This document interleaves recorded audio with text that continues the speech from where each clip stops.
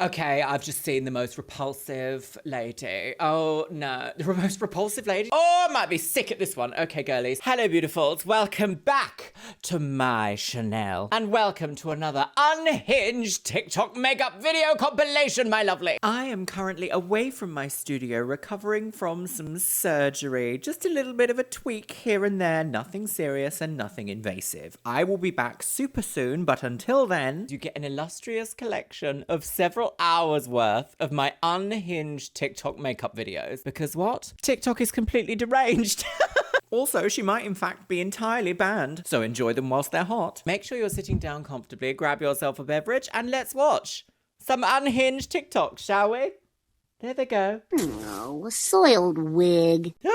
Okay, I've just seen the most repulsive lady. Oh, no. The most repulsive lady? Oh, I might be sick at this one. Okay, girlies. Finance, mortgages, Bitcoin have absolutely nothing to do with today's video, my lovelies, which is another volume of unhinged makeup TikTok fails and beauty fails. I'm so excited. I guess I'll just piss on the floor. Isn't that right, Mr. Biscuits? The CEO of Estee Lauder.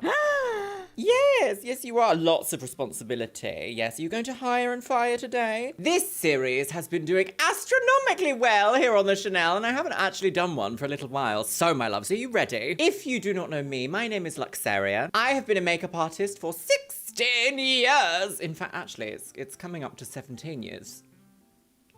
That is disgusting. And I also have a biochemistry degree because I have a fundamental interest in the way things work. And I love formulation. Isn't that right, biscuit child? I brushed your teeth this morning and we weren't friends for a little bit, were we? Because you were like, how dare you, mummy? How dare you? Throughout this series, my lovelies, I react to various TikToks found over on, surprisingly, TikTok. Yes, if you want to go and follow me over there, it is XXLuxeria. Please tag me in any unhinged makeup and beauty fails that you find. What? Are you uncomfortable? You just wanted to sit on my lap and now you want to get off. Okay, all right then. Do you want to sit on your little pillow? Mr. Biscuit's more like Mr. Fidget Bums. Oh, scandalous. Throughout this series, we have seen a plethora of fails and also some wins, actually. We've seen people glue their eyelashes shut. We've seen severe reactions to skincare. And what's probably the most surprising is that we have seen some rather unfortunate filler incidents.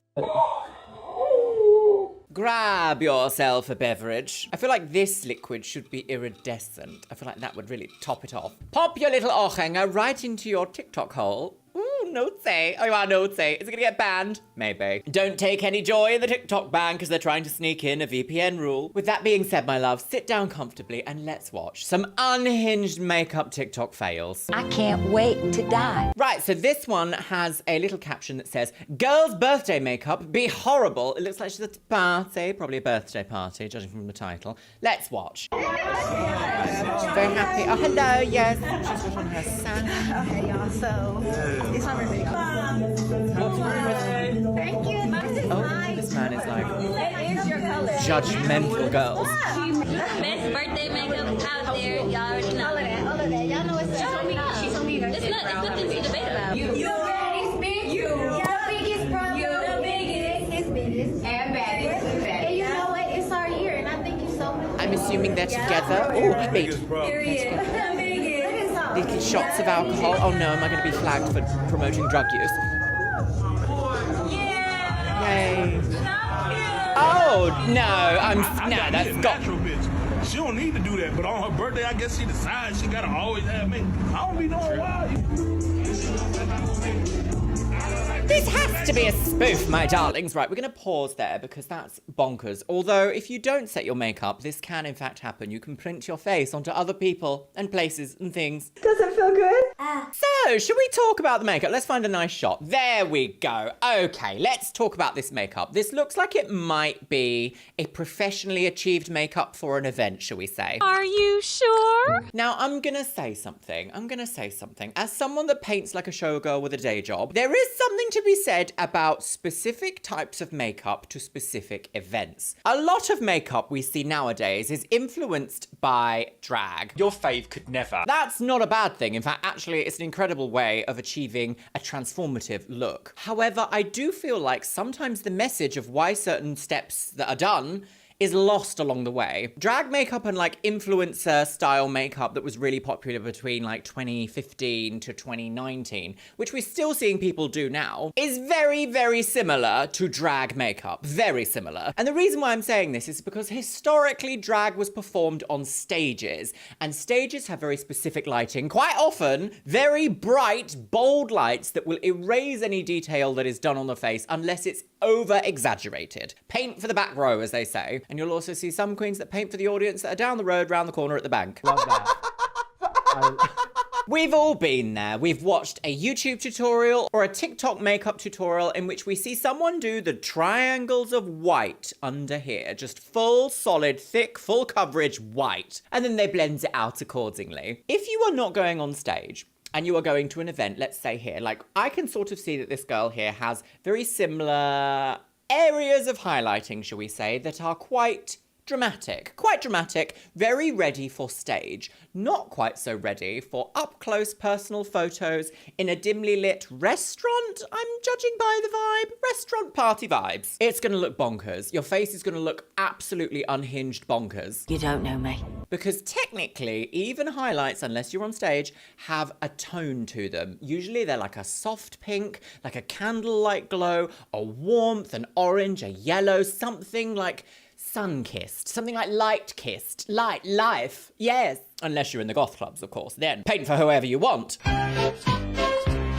The reason why this kind of makeup is pulled all the way up to the nose, almost down to the edge of the mouth, and then all the way out across the cheekbones is because that is where a stage light would hit you. If you look at anyone from any which way, which isn't where a stage light would be, the makeup's gonna look a little bit too extra, shall we say. Now, I'm of the opinion that you can look however the you want, but if you want to look the most utmost gorgeous, striking, sculpted woman on the go, avoid a white highlight. It is just not gonna give what you think it's gonna give. It's not, no. A great rule of thumb for this is to do a shade or two lighter than your foundation shade that you will be using, and also set it with a pigmented powder. I know that a lot of people love a loose setting powder. Personally, I love a pressed powder, especially the ones that come with a little bit of pigment in them. If you're looking for something a bit more budget and affordable, I would say Collection. They have a great selection of warm and yellow toned powders that are great for setting lighter areas of concealer for highlights. My personal favorite, however, is the Fit Me powders because they have a bit more pigment and there's a bigger shade range. So be aware, my lovelies, paint for the room you're gonna be in. Oh, what's this one? Okay, wait. Right, we've got a 2-minute tutorial here by Janelle the Bear. I'm sorry, what? And the little comment says, help! Every time I put black eyeliner on the bottom waterline, I look like a pirate. Oh, relatable. Okay, if you think heavy makeup looks bad on you, watch this. Okay, Janelle, teach me Makeup your looks bad secrets. on you? Watch this video. I can't recreate this makeup because I look like a pirate or I look like a panda. What do? Sometimes you really do want to make your eyes just like pop. A few celebrities who Pop do this that really puss. well are the Hadids. You can see the eye looks are not too dark, but they also aren't just plain mascara. I'm gonna be doing a little No, I tutorial will on say how to though, the achieve this point look. of a Hadid-style eye is not the makeup look, it's actually how snatched up and away the brow lift is. Time for a brow lift. A majority of like Caucasian ladies will not be able to achieve a look like this because that's the reason why Bella Hadid has this eye shape. It's just Blepharioplastic- plain mascara. Anyway. I'm going to be doing a little tutorial on how to achieve this look. You want to Okay. start off with a contour stick. Take a brush like Yes, this, yes, applying it gosh. into the inner corner of We're my doing some eye, towards underpainting. the outer corner as well, right Yes. under the brow bone. This really Great. helps give dimension to your eyes. I really Yes. suggest getting a neutral makeup palette. Yes, Start off that's with this not neutral, pinky that is purpley burgundy. shade. Madam, this, in what universe is this a neutral makeup palette? Excuse me, do you mind? Sorry. I love that. That's not neutral at all. This is like a burgundy dusky palette designed for bedroom eyes. Start off with this pinky purpley shade all Yes. over the crease of the eye. A Now neutral taking this pinky darker purpley brown shade. shade, Like I'm a going to mauve. line my eye. You can make this as messy as you want because we're going to blend it out. Start Okay. smoking this out. Take a Yes. black eyeshadow and use that same brush. We're just going to line a winged liner really thin, following that natural shape of our eye. Take that same Yes. black eyeshadow and put it on the top of your eye. We're not gonna put it on our waterline. Anything that falls, just wipe it with a finger. Mix all of these shimmers together. Really just focusing that into the inner corner of my crease. Take an eyeliner, outline again the shape of your eye. If you go too thick, this is exactly what's going to make your eyes look very heavy. Take like a red and a brown on my waterline. The lashes are very important. Your lashes always tend to fall down. Use a waterproof mascara. Take a half lash starting at the outer edge of my eye. Actually, I have a very similar look on to this adds today. that extra oomph. I'm gonna take this pinky purpley shade and mix it with the red and the brown. Lightly placing that all under my eye, blending it out, but making sure that we keep it very close to the eye. I'm going sky high and just putting that on my bottom lashes. I'm gonna add some more glitter just into the inner corner. And there we go. You can always make it I will darker say or though, lighter this is depending on- very, like, great makeup, great eye shape, great gorgeous. I'm gonna say though, she's already got that gorgeous eye shape that this kind of a makeup look works well for.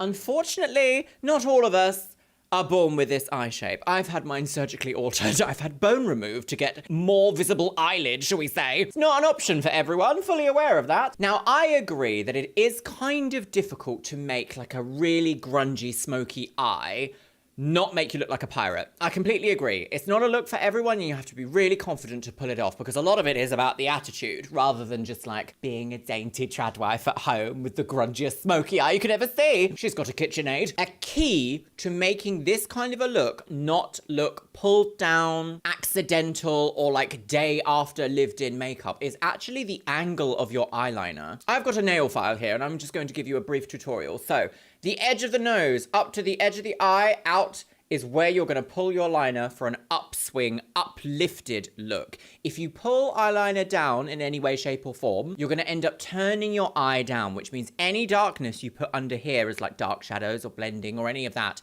it's going to make the whole eye feel like it's turned down, a little bit sad, a little bit pirate. Now, if that's the look you're going for, absolutely fine. But if you want that uplift kind of elevated grunge look, you need to pay attention to the angle of your eyeliner. And if you're unsure about which angle of eyeliner works for you, use that little bit of playtime before you get in the shower after a long day where you're like, do you know what? It's absolute cuckoo time. It's whack-a-doodle time. It is whack-a-doodle time. Let's go bananas with different eyeliner shapes and just find out what works for you. A general rule of thumb is to follow the same line that your jaw makes, so that you've got your jaw, your contour, your highlight, your eyeliner, and then your eyebrow. Anything done with that little ratio in mind will look very flattering. And if you have heavy eyelids, you might even have to find that you have to tilt your head down and then do your eyeliner. And that's the end of that chapter. Oh, okay, right. Why your makeup looks bad, girls? Okay, please tell me.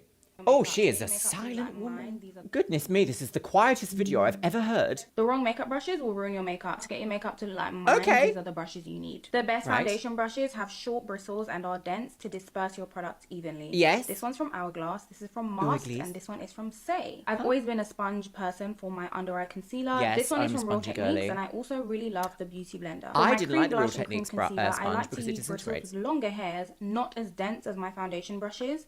This one's really good because it has a curve, which really helps you to carve out your cheeks. Yes. And I love that this is a nice circle because it disperses my cream blush exactly where I want it. Yes. These are actually from Primark. They're really cheap. Primark girls! So don't sleep on them. Powder blush and powder bronzer, you can either go big or small. Yes. If I use a bigger brush, that means I want a softer look, the product to be dispersed over a wider surface area. Yes. And I don't want as much coverage. Yes. If I use a smaller brush, Yes. I want a more focused application. Yes. I really want to carve out my cheeks with bronzer, or I really want to apply a heavy layer of blush. So, I'm going to completely agree there. Her skin looks absolutely flawless. We must remember, though, however, that social media compresses, well, maybe not YouTube, but other social medias compress and put videos through a strange compression format that makes everyone's skin just look flawless, it seems. So, let's talk about makeup brushes. What are you doing? What are they for? Where did you get them? And why, girls? I'm not sure if a lot of people know this, but a powder brush, like a big, fluffy powder brush, was originally invented to actually dust away excess powder. Be sure you pat your powder on.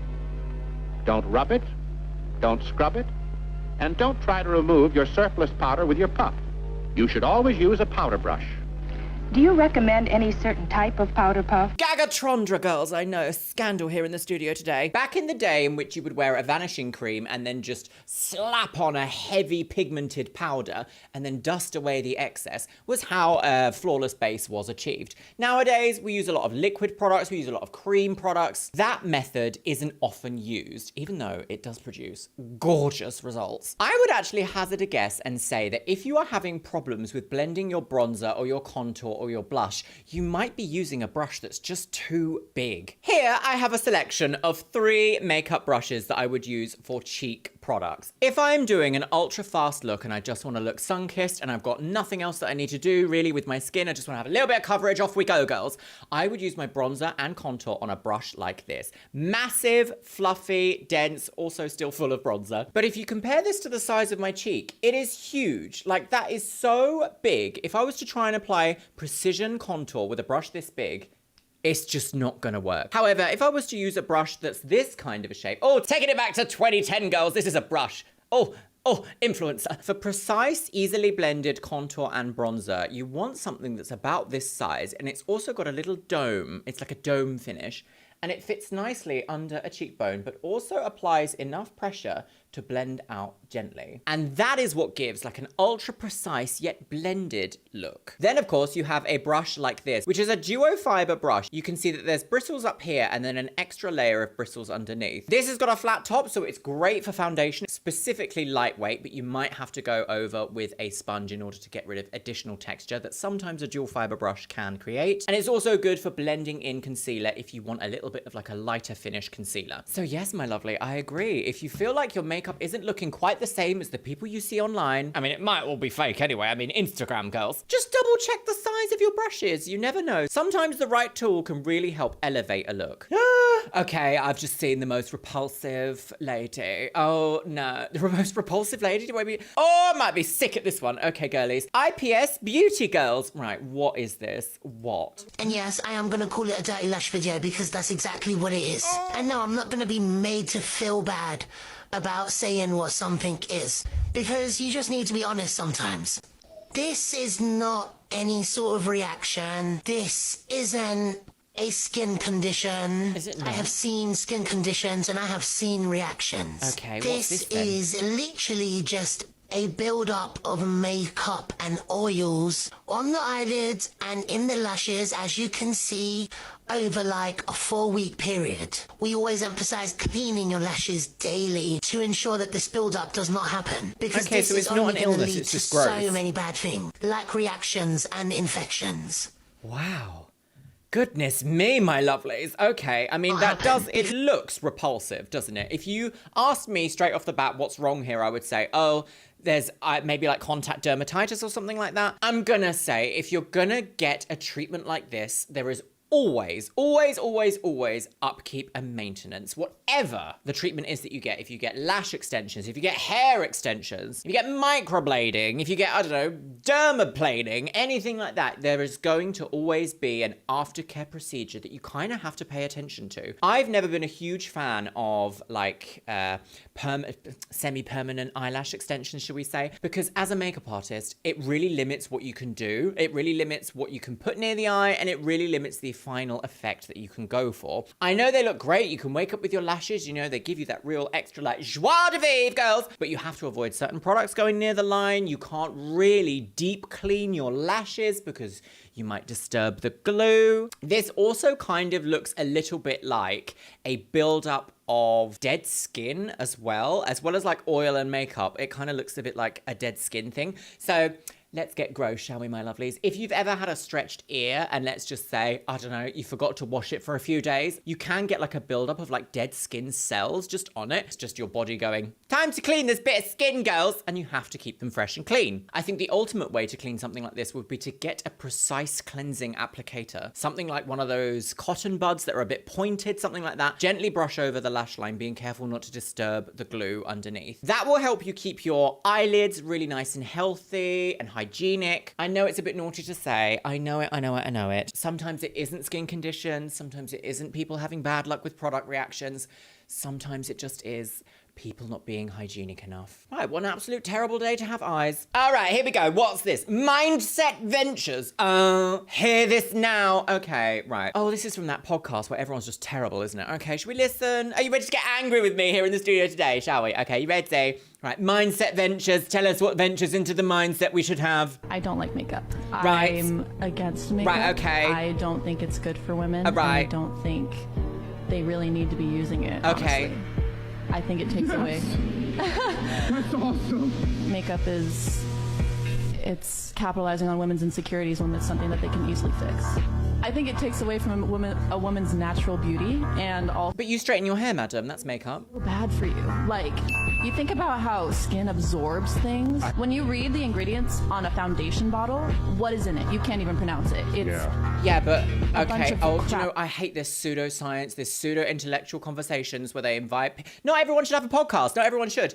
If you're going to talk about what ingredients, yes, we can have a serious conversation about, like, harm to aquatic life from cyclopentasiloxane, which was recently changed in the EMA in Europe. What we're not going to do is say, you shouldn't buy it because you can't pronounce it, girls, because what is H2O? If you saw the chemical equation and the chemical IUPAC name for water, would you be able to pronounce that in one go if you've never had to before? I can't pronounce words in Korean. Doesn't mean Korea does not exist or it's innately dangerous for me. That you're putting on your face. Right. And that is in turn making your skin worse. So you have to keep buying more foundation to cover up what it's creating. I won't agree with that. No. Okay, so what we're not going to do is have experts telling us things, then ignore experts. Right, let's look at this lady, shall we? Now, I'm not usually one to come for something, but she is wearing a camisole, a spaghetti strap camisole. If she's worried about what her skin's going to absorb, shall we say, we better hope that that top is not made of polyester, because microplastics are actually clogging up people's arteries right now and causing myocarditis, which was in fact a bit of a dog whistle for the vaccine girl, don't take the anti-vax girl, oh, the heart attacks are on the rise. A good little scientist always cites her sources. So, low dose of polystyrene microplastics induce cardiotoxicity in mice and human-originated cardiac organoids. The abstract of this article reads, microplastic particles, MPs, are prevalent in both industrial production and the natural environment, posing a significant concern for human health. Daily diet, air inhalation, and skin contact are major routines of microplastic intake in humans. The main injury target systems of microplastics include the digestive system, respiratory system, and cardiovascular system. However, the study on microplastics' adverse effects on the heart is less than other target organs. Previous in vivo studies have demonstrated that microplastics can induce heart injuries, including abnormal heart rate, apoptosis of cardiomyocytes, mitochondrial membrane potential change, and fibrin overexpression. It's not good, girls. Plastic will be the end of us. Plastic is our lead. In fact, it's even worse than our lead. It's everywhere. Have you all had fun? Because the science is finally settled that we are in fact finding microplastics in hearts. She talks here about like insecurities for women. Like, okay, there is a conversation to be had about enhancing beauty, or maybe we shouldn't be giving these companies as much of our time and money as we do. I think there is a conversation to be had around what media affects us. Here on the Chanel, I've covered many shows from back in the day that have negatively impacted my generation in terms of how we view our bodies and what we consider glamour and what we consider like acceptable for social etiquette, those sorts of things. Absolutely, there is conversations for that. But to flat out say, I don't like makeup, it's bad for women, while sitting there with an ombre in your hair, straightened hair, which it doesn't look like it's that texture. Your hair looks like it's been artificially straightened to be that way. Makeup just isn't a foundation. Makeup is making up the appearance, i.e. giving an illusion of something that isn't there. It's giving pick-me energy. It's giving, I'm the only real woman here because I don't believe in all that. Okay. Round of applause. She doesn't do all that. Now what? Okay. A man there was like, yes, I love it, girl, yes. Okay. I'm going to go over there and I'm going to put on 78 pounds worth of makeup. Bye. Honestly, I cannot wait to die. Right, what's this, girlies? Right, Leah Louvain. Oh, that's a cute name. I like that. Louvain. Louvage. I am going to do my makeup bad and get my boyfriend's she talks reaction. with her nails. I don't know if he will tell me. I genuinely don't. I truly don't. Like, he's the kind of boyfriend I can have food in my... I missed that. I was too busy admiring the beauty. Okay, what did she say? I am going to do my makeup bad and get my boyfriend's reaction. I don't know if people tell me. I genuinely don't. I truly, truly don't. Like, he's the kind of boyfriend Mine I can have would. food Mine in my would be teeth. like, He will not tell me. Are you sure? Betrayal, yeah. I've already got a bit of Betrayal. makeup on, so I need to layer it up, make it look really, really bad. Okay. And I don't think it's going Is to it be gonna be good bad or is it gonna be let's bad see. bad? I am going to put my cream bronzer over I've my got entire this. face, and I'm running out. Got that so one. this is making me really sad because it feels like such a waste. But I need to be. Oh goodness. the Okay, right. Okay. total wrong colour. We're going very So this will do. scouse brow, should we I say? look like an absolute Oompa Loompa. Like, the way it's actually orange. Okay, I'm going to use a really bright concealer. Oh. Oh, it's I giving need me him to 2016 think that I think this makeup looks vibe. nice. Loads of blusher. Is she just going to look like she's going Okay, on then stage? I'm going to do a really bad winged liner. Oh, yeah, do it bad. Go on, yeah. Oh, look at that! Oh, that's terrible! If I can say. Make it. Well, it didn't. It's slayed, perhaps in the 1700s. Slain. She's dead. Gorgeous. Great, love Oh, that. My Yes. brows terrible as well. Nice and thick, grandpa brows. Okay. Oops. Oh, Oh, there you fuck. go, Okay, I need perfect, a yeah. really bad lip, so I'm going to use brow pencil and concealer. This is starting to resemble me after a night out in like. Okay, this is the 2013. close-up. I feel like it's believable, but it's really, really bad. So go to part 2 of his reaction. Oh, we're not doing part 2. We're not doing all that, girls. I've got no time for part 2. Leah Louvain, Leah in the bin. The bins. Ala Papel, the bins. See, the one thing that I really dislike about TikTok when you do like a part 2 is that they're never labelled. Like, okay, where is the part 2 on your channel or whatever it is? What's it called? Page. Where is it? It's not labelled. Nobody says anything. It's like, go for part 2. Where? Silly sausage, silly. Right, next up we have the aesthetic dentist. If you don't know, dentists can also do aesthetic treatments. Yes. Come on, Dr. Ashley Demoage, teach us the secrets. Oh, I've just seen injecting filler on myself. Wouldn't recommend. I mean, at least she's a doctor. I think the thing is, it depends what the filler is, doesn't it? I guess we're going to see, but like, you can't get the angle on yourself. And how do you, like, if you've ever had to do a treatment to yourself, I mean, even waxing, let's take it all the way back to something really consumer happy, like waxing. You get the itch, don't you, of like, okay, it's on, then you're like, no, don't do it, no, stop, no, And then it's like, you're all adrenaline, you're all sweaty, you're sitting there going, I've done part of my elbow and I've got the rest of my whole body to do. like, it's just a lot, isn't it? So I can't imagine also sitting there and being like, right, there's a needle in the eyeball, girls. Inject cheek filler with me. Oh, I've actually cheek done this filler, girls. myself Oh, God. Twice, and it really fucking hurts when you're injecting yourself. I'm using Yes. Restylane Define, and I love this stuff. Oh, I've got Revelax Deep, girls. I just recently had my cheeks. Taking all of my makeup off. Yuck. I'm only gonna do one syringe. I'm gonna split the syringe and do 0.5 on each I was gonna say, side. is that half Never a mil? really excited Yeah. for this day. Right. Actually, I am. I'm Right. inspired. No topical, nothing. No topical. In a while. I inject Oh my goodness me, girls. down. Makes it a lot more of a Like, how can you get the injection. angle of like that's quite Here's a... for that crunchiness. Here's the side that I just did. It's definitely a little bit more lifted. You can tell the side's a little bit more She's still like flat. quite low. But you can see the little lift in the That's quite, yeah, that's like here, like just at the top of the nostril, like here. That would be really low on me. If you want higher cheekbones, get them filled in up here. I will say, if you've never had cheek filler or never had jaw filler, I'm sure there's probably some other places that this happens as well.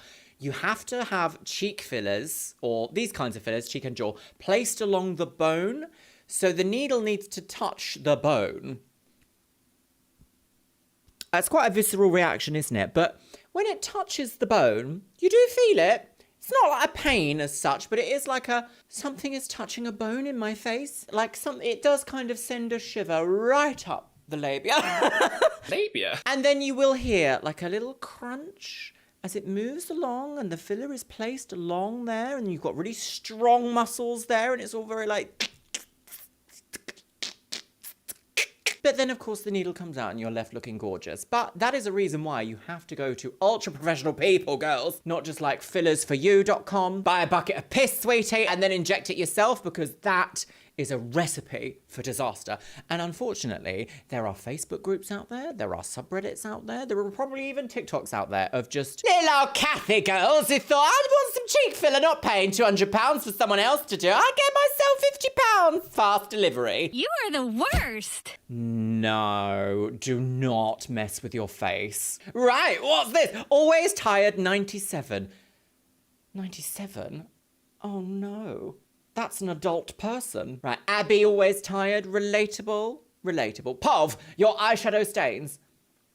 Pov? I think people use the phrase pov and are unsure. Because am I the pov or are you the pov? Pov means point of view. Is this a point of view that my eyeshadow would stain? Then I would be looking out at things and wouldn't see the staining. Pov, you're showing your friend staining? I don't know. Right, let's watch. Right, it's too scientific. All right. Oh, copyright. Oh, yes, staining eyeshadow. Oh, dear. And she's got on her eyes. Oh, no. Is that the same? If it's not the same, it might be the same. Oh, we're not doing the revolution things, are we? Oh, dear. Oh, what an interesting light setup. I think this is going to be copyright music, girls. Oh, dear. Right, I'm going to mute that because copyright. Right, yes. Oh, no. Oh, dear. Well, I am going to say, yes, unfortunately, a lot of red shadows, a lot of pink eyeshadows are made with dyes rather than pigments. There is a slight difference between them. I've spoken about them earlier in the series. I'll recap it here for you today, my lovelies. For some reason, red pigments are really difficult to make. So pigments generally have to be milled from something. There has to be something out there organically occurring that is safe to be put on the body that can be ground down, finely processed into a pigment. A lot of the pigments we see in cosmetics are iron oxides. Unfortunately, an entire branch of pigments, which is reds, cannot be made vegan friendly because they have to be dyes. They're usually made from plant extracts, and unfortunately, that means they're dyes. There is a very famous red pigment, which is really pretty. It's gorgeous. However, it is not vegan. It is carmine, or carmine, however you want to say it. It is an extract from crushed up beetles, and it is a very pure red tone. It's not vegan friendly, so if you want to make vegan friendly eyeshadow formulations, you need to veer into dyes. And in the USA, I don't think you can actually say that an eyeshadow is an eyeshadow if it contains any of these dyes. I think it has to be considered like a pressed pigment, and then they're not licensed to be used around the eyes. There's also some interesting rules changing that you can't even have like a pressed pigment in an eyeshadow palette because it leads the consumer to believe that these are safe to use on the eyes, even if on the back you say, please do not use the red shade on the eyes. And you can read more about this new FDA regulation on the FDA website. Because people aren't reading all that. People aren't reading all that. They're not doing all that. They're not doing it. The bottom line is, my lovelies, if you want to use something gorgeous and red on the eye and you're going for a vegan plant-based formula, there is a risk of staining. Some companies create less staining than others. I'm not quite sure how that is done, but I'm sure somewhere in the manufacturing process, perhaps the pigment is coated in something that prevents staining. I am unsure. The best way to get something out like this, though, is to use an oil-based cleanser, like the heaviest oil-based cleanser you can get. Even something like a cold cream would do really good at getting the majority of this off. But sometimes you're just gonna have to wait out the stain. How vile. What a horrible sentence that was. Oh, what's this one by Mia34 Nuna? Pov, you fell asleep with brow tint on for 1.5 hours. I didn't. That's not what a pov means. Fell asleep with eyebrow tint on. Oh no. 1.5 hours of brow tint. It's meant to be like 5-10 minutes at best. Oh no. Oh no. Is she Australian? Oh, R&R. no, be for real. R&R. Come on. Oh, shut the fuck up. Shut the front door, girlie. Well, she can cosplay a Liverpudlian young woman from the early noughties. Oh dear. Cancelled. Oh, yep, scrub-a-dub-dub. No. No, unfortunately, no. If it's permanent, oh dear, oh dear. So if you're using a permanent dye, I mean, obviously make sure you don't fall asleep. Like, keep yourself alive, keep yourself active. If you're really tired, it's the worst time in history to decide, you know what, it's time to dye my hair or my eyebrows. Don't do it. However, there is a theory within the hairdressing world that permanent tint can lift stains. I'm not entirely sure if that's right on face value. I think the active ingredient of lifting, like a peroxide-based permanent dye that's perhaps a clear rather than like another jet black, may have properties that will lighten an artificial pigment upon the skin? Yes. Will it defeat all staining? Unsure. Any hairdressers here in the comments, please let us know. I'm fascinated to know whether that is real or not. Another alternative would be to use something like a skin-safe pigment bleach, like, is it Jolene, bleach your brows with me. What is this sissy music? That was awful. Never do that again. That might be an option to do, but do not rub the skin until it's raw and then put bleach over the top. It's a recipe for disaster, girlies. Otherwise, make it a feature. Carve them out with concealer, make it a feature. Oh, what's this? White bleach. Okay, girlies, what's this? Color Clique. Look at this. Yes! Oh my god! Isn't it great? Highly unlikely, but I know, yes. it's my dream. Bitch! Do you know that, oh my god, happy birthday to my mummy! No. I as an avid hair bleach fan, as you can probably tell, she is a woman in STEM. I love a white hair bleach. However, the majority of people on the planet are never going to be able to get hair that white just with a bleach. In fact, probably never even that white anyway. The closest you can get to it is like an ice cream, white vanilla fantasy toner.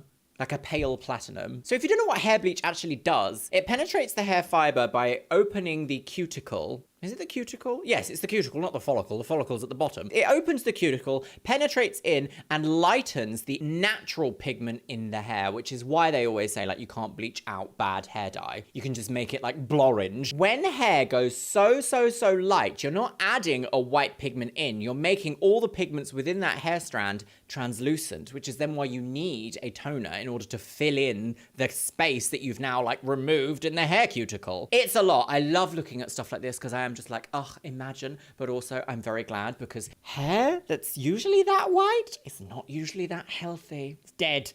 Dead, girls! A dead body! Oh, what do we have here? Rachel Madison Carlisle, girls. Oh, she's got a triple barrel name. Okay, right. Patiently waiting for, Jemima Starship, Michaela Monet, Alex all the amazing creators, lovers that try my liquid blush and face oil makeup technique. Okay.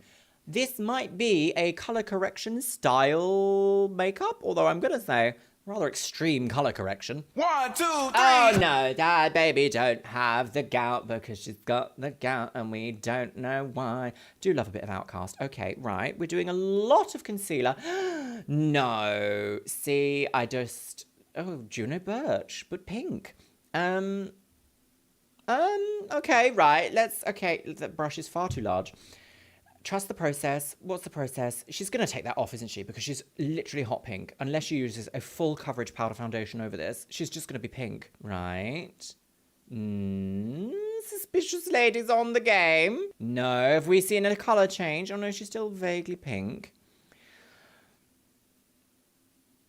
I'm not sure how well this is going to translate, you know. Oh, is that a colour change? Is that a pigment change? No, she's still pink. Still pink. Still very pink. Personally, I don't understand. I don't personally know. Day 1 of graduation. Graduation is only one day. Okay, let's. Don't bother. I've made my thoughts perfectly clear on this, haven't I? Should we go to the comments and have a look? What is the purpose of this method by Medium Psychic? I want to be this Delulu. Who's that wonderful girl? Could she be any Delulu? I will sort of agree because, I mean, go for what you like. Go for what you like. However, you are just going to look bright pink in natural daylight. I would have loved to have seen this outside in the daylight. Now, if this was a color correction tutorial, I would also probably say maybe don't use that much pigment if you're trying to achieve just like a soft pink glow from within. I don't know though. The jury's out. Not for me. Would never do it on a client. What do you think? Let me know what you think. The bins. Okay, right. So this is Jordan Lynn, who, if you don't know, Jordan is a trans icon on TikTok. And I actually love her content because she shows very realistically what it's like to be a trans woman, especially when you are in the process of transition. Okay, let's watch. Right, okay, we got copyright music. Okay, so she is shaving her face. That is actually horrendous as a trans person to do, but there we go. Right, I will always say she does far too much. Like, this is doing the most. absolute most, but clearly for views, because look at that. Like, that's not the same makeup, Jordan, not the same. Duck dives are the best feeling. Not sure about that. Vanilla ice cream is also pretty good.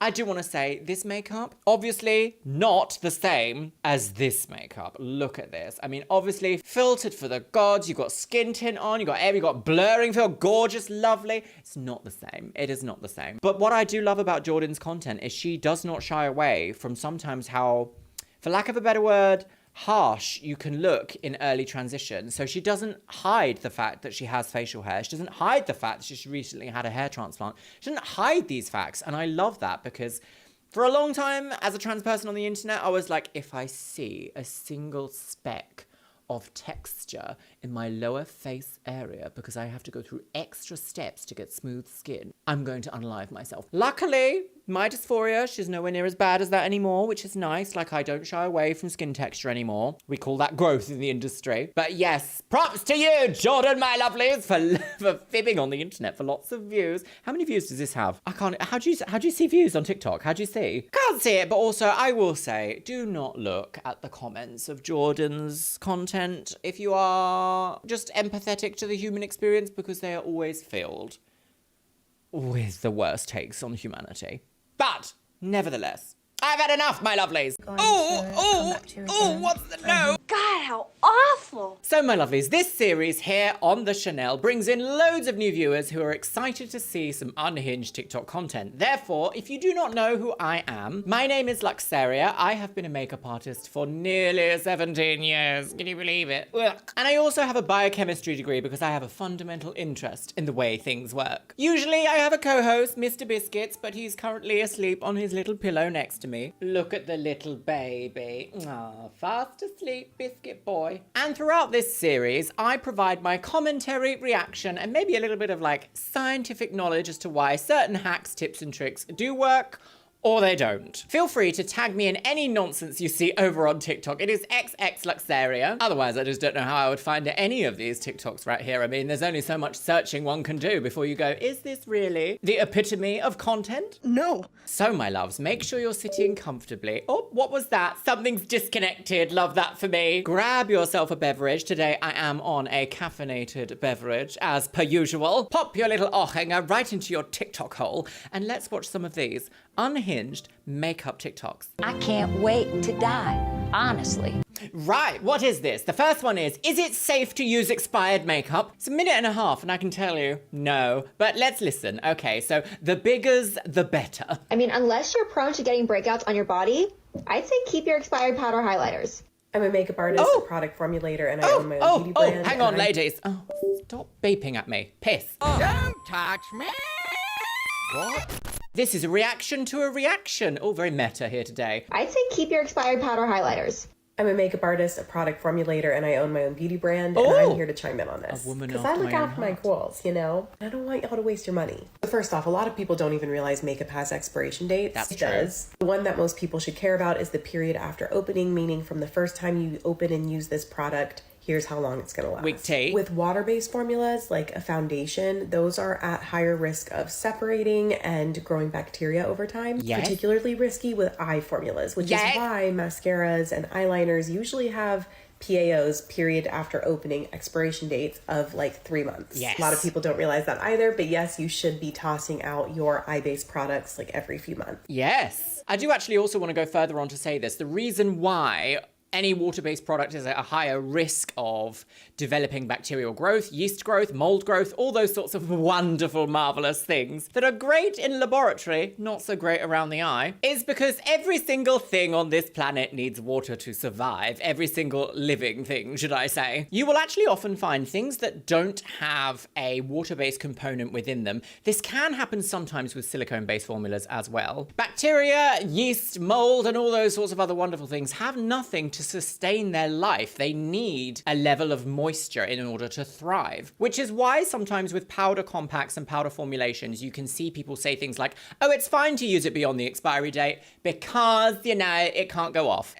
Okay, should we have some science here? Kind of true, kind of not true. When you are using a product, if you are using it on your face, let's say a powder compact highlighter like what was used here, every time you apply something to your face or your body, you are introducing your skin oils, your skin cells, your skin moisture into that product. Now, there are preservatives designed to kill any sort of bacteria on contact, and obviously we're meant to also practice hygienic sanitary methods in order to keep our products alive for the longest amount of time possible. This is where the science starts to get a little bit use at your own risk. Let's just say I have a highlighter that I love to use after the gym, and only after the gym, after I've got my sweat on, my girly pop sweat on. I apply it all over my body, get my brush absolutely saturated in sweat. Oh, that's lovely. Make sure you get all the underboob right into the armpit with highlighter. And I pop that brush back into that compact. And I do this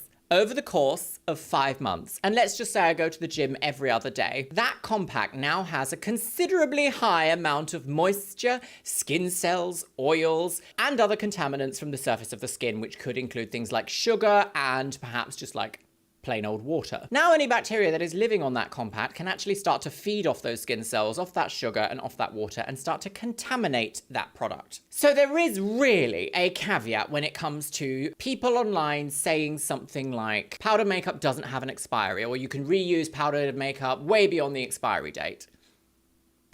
You can, but I wouldn't. I will actually say one of the interesting things about working on counter for a very specific internationally renowned brand, I was always surprised at just how long someone would have a lipstick, for example, so long that the name is worn off, the logo is worn off, the packaging is worn down. They come in, it's literally a nub, like the nastiest looking nub you've ever seen of little disgraceful particles, and they go, what shade is this? I know it's from your brand, but what shade is this? And you go, right, well, we have to excavate past the human feces in order to actually find out the shade. Oh, I'm sorry, that was discontinued 8 years ago. I am shocked and disgusted that this is happening. And it really highlighted to me how much an average consumer may not realize that makeup actually expires. It's touching your holes on your face quite a lot, every day, some might say, for some people. It is so easy to accidentally introduce bacteria into your life, bad bacteria that causes problems. So please, please, please, please, please, please, please, please, please, use at your own risk. I know it's actually quite annoying when you think, oh, this beautiful large compact of bronzer, it's meant to be lasting a year, but I've had it for 12. Do yourself a favor, my lovelies, and please do not introduce more complications into your life. Life is already much more complicated than it needs to be. I don't want that. Right, what's this next one? My goodness, this is 3 minutes by the Kate Olsen. Is it the Kate Olsen? No. Right, let's have a peep. Okay, lip allergy part 1. Well, we're not going to do a part 2, 3, 4, and 8, but we are going to watch this. Okay, I don't know how, but I need this to get to a dermatologist, an allergist, maybe. But I have an allergic reaction to every single lip product there is. This started 9 years ago. That's very unfortunate. The first lip gloss I had an allergic reaction to was a Dior lip plumping lip gloss. And I know some other woman had it in the UK because Dior actually invited her out and did testing on her, and she found out she was allergic to propyl gallate. What happened to me and to her was that our lips got really burning hot, swelled up really big, and then actually there was like a burn mark around the lips. Classic, like cheilitis. Then the lips get really dry and shriveled, and basically you can't put anything on it to help. From that moment that I had that allergic reaction to that product, I could not use any other lip glosses, balms, or chapstick ever again. Aside from, and as of about 2 weeks ago, Aquaphor. Aquaphor, interesting. And sometimes just regular plain old Vaseline were okay. Yes. But I recently... Technically, those are not actually lip products. They are just designed to keep moisture in. Had a different allergic reaction to quinoa, and also maybe to some like self-tanner.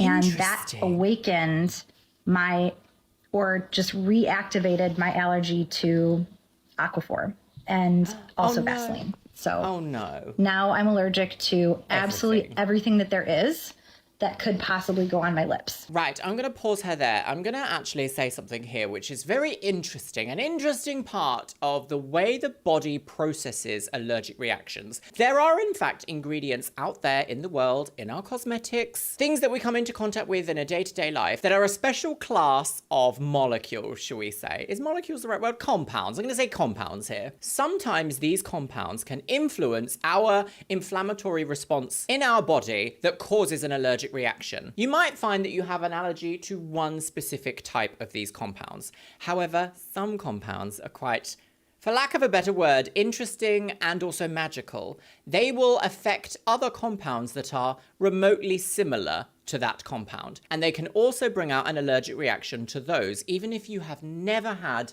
a reaction to them before. So what I'm trying to say in a very waffly way is that this phenomenon is known as cross-reactivity. And cross-reactivity occurs when the immune system reacts to similar antigens and not just the original one. And it is crucial in allergies and immune responses. It can occur in multiple different types of biological systems, including drug tissue receptors, antigen, antibody interactions, substrate enzyme interactions, and even protein DNA interactions. And through any of those means, it can in fact have clinical implications, mostly with allergic reactions and developing hypersensitivity to certain substances, such as ingredients that you could find within a lip gloss or a lip care product. As this reactivity is influenced by multiple different types of factors, it can actually be very, very difficult to pinpoint an original ingredient. Are you actually allergic to the original ingredient or an entire class of these types of ingredients? Unfortunately, whilst cross-reactivity is a documented phenomenon of the immune system, the importance and the implication of what this is and what this does is still under investigation. Once again, this is one of those times within science, biochemistry, and medicine that we just don't know the full implications of what something like this means and how to really narrow it down to an easy to understand answer. It really is a case of we haven't discovered every single health condition just yet. The body is a very interesting machine, and if it doesn't like something, it will let you know, and it will let you know quite dramatically, I will say. We saw this in one of the earlier TikTok reactions, actually, and again, it was to a lip plumping gloss. Very interesting, this one. I believe it was the Too Faced one, and I'm sure I went into a lot more detail than I can quite remember right now. There does seem to be various ingredients used in these lip plumping glosses. I think they're almost like coating compounds, like synthetic coating compounds that are designed to coat the ingredient that causes a reaction to make you swell up and be gorgeous, which is in itself an allergic reaction. Be really careful with things that are designed to plump the lips because you are technically influencing an allergy reaction, an allergy response in the body. And if you keep doing this over time, it can cause other complications in the body. It is technically low-level inflammation, but it sounds like in her case, it was quite alarmingly high level of inflammation, actually. Such a level of inflammation that it has affected her ability to use any other product that is in any way, shape, or form similar. Personally, I might upset some people here, Personally, I am of the opinion that I could go the rest of my life without seeing or hearing or even touching a lip gloss that's designed to pump up the lips ever again in my life. And that will still be too soon for me. So, my lovelies, I guess the last part of this little section is please be really careful with things that are designed to plump up the area through inflammation. Thank you. You don't know me. Oh, what do we have here? Okay, Jessie Lux. Jessica Vu. Dry, crusty makeup? Yes, thank you. I'll take 6. If you struggle with your skin looking dry and crusty after makeup, it's Right. actually not the makeup's fault, it's your skin prep. When you don't prep your skin, the makeup will settle into fine lines, making it look dry and cracked, versus when you do, lots the of makeup goes information. on a lot more smooth. Right, hang on, wait. Without skin prep, with skin prep. Oh, don't know. You have got a lot more on the skin prep side. So the first step of base makeup is actually serum. You want something watery like this. Well, this is the Torrid Diapen serum. I don't know If about it's too that. sticky, it will make your makeup pill. So something like this type of texture will not disrupt your base makeup. Right. It's just gonna hydrate your skin more than just using your regular moisturizer would. What? Note, the serum tint is not synthetic. It's from malachite extract, which helps skin detox. Interesting. I think the word detox is thrown around far too easy. The liver is the only thing that detoxes the body. Or maybe the spleen as well, but that's for blood, isn't it? Moisturizer. You want your moisturizer to also be very lightweight, but still moisturizing. Yes. So I'm using the Torridon Dive-In Cream. Is this a Torridon sponsored video? I'll show you. Whipped cream. It, like, doesn't drip down. Feels very It's a gel light, almost formula. like whipped cream. Dive-In soothing So cream. this is what the skin should look like after skin prep. There are no filters on this video, so No, you can but it still is see low my quality skin texture video. and like my pores, but there are no dry patches, which Yes. is the most important part. Yes. I'm just gonna quickly speed through my base makeup application. And Boom, boom, boom, boom, boom, boom, boom, boom, done. Before, after. Well, I would like another close-up, please. Okay, yes, all right, yes. Oh, sweet. Who's Nemesis Reborn on BBC News? Let's go to Alton Towers. Okay, so let's talk skin prep before makeup. Do you find that you have a crusty woman on the game upon the visage? Yes! Makeup exists in a very interesting enhancement and illusion part of the universe, shall we say. Oh, it's very philosophical. Why is no one talking about the cuck tent scene? Makeup is not going to fix texture, however, it can help appear to blur it under camera conditions, under specific lighting, maybe even like at a distance around the corner. However, when you have texture that is caused specifically by makeup, you need to understand what the kind of makeup you're using is. So, for example, she used here lots of hydrating products in the first step of her makeup, which is great. You know, skin prep, you want lots of hydration, you want that real like moisture plumping feeling.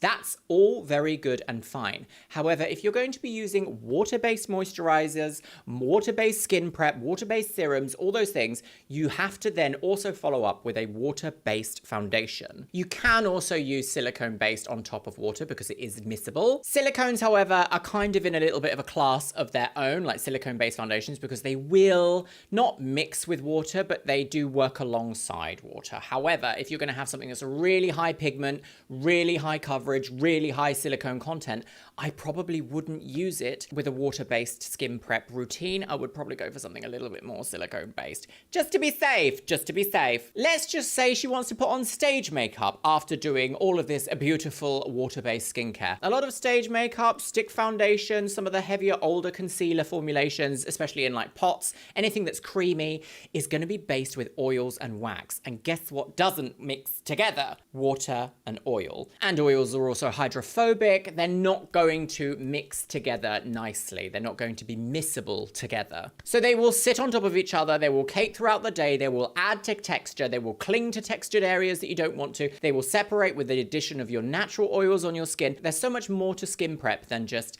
use a hydration. Make sure you're targeting this skin issue. I don't think really any of this is kind of spoken about at like the makeup point of purchase place. If you're buying a product online, it's probably not going to say, make sure you use with a water-based moisturizer or make sure you use with blah. However, a lot of companies will get around this by saying, make sure you use it with our product, our first product, and they're usually designed to work together. So while you can use some of these tips that I've taught you right here today, my loves, to minimize skin texture, if you have textured skin and you're already using active ingredients to help minimize those textures, at the end of the day, makeup is going to look like makeup on the skin. Makeup will never 100% accurately replicate your skin, but better. And that's always something to remember, especially when you see online hyper face-tuned, hyper smooth, hyper unrealistic skin. Probably not going to be real. I'm not saying lower your expectations. I'm saying marry your expectations to a product. How dare you? Oh, we got another one here. Okay, Patty Castillo's cakey makeup. Makeup is breaking up. Help me. My pores look crazy, girls. Why does my makeup look like this? Is there any base primer that you guys recommend? Do you see how different texture she is looks normal and all of close that, up but and I far feel away, like though? this is insane. Those are my freckles. I think I need to get this freckle looked at. But perhaps yes. Okay. Yeah, like how, like what primer do you guys recommend? Cause look.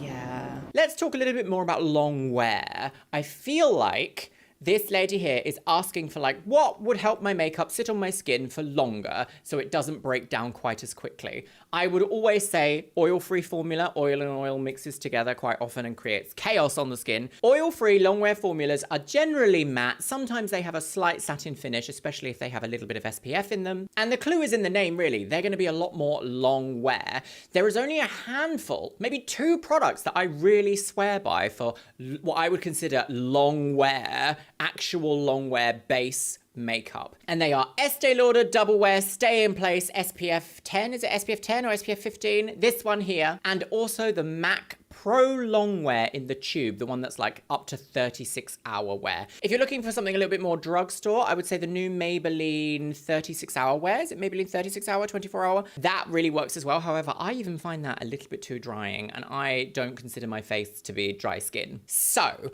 I can hear you already saying in the comments, but Luxeria, I don't want matte skin. I want long wear, but it still has to have the gorgeous, illuminous glow of real skin. I'm going to give you a tip. If your makeup breaks down throughout the day and starts to look a bit cakey and a little bit patchy and very uncooperative, always powder your face down. Always, always, always. Powder, powder, powder, powder, powder, powder. Apply your long wear matte foundation and then powder, powder, powder, powder, powder. What you can do to bring a little bit of like a healthy glow back to the skin is use a dewy finish setting spray, and it will just add a little tiny bit of life back into the skin. Not too much. And I personally, when I'm using one, I do this over my nose so that I don't catch any extra dewiness on my nose. I don't be needing that. My favorite one to use at the moment is the Elf Dewy Mist. It's got a nice slight coconut smell as well. I would like it if it didn't, but you know, I also don't mind that too much. A lot of the texture we're seeing here on Patty Castillo's skin as well might potentially be caused by the method of application. If you are using a brush and you are doing this to apply your foundation,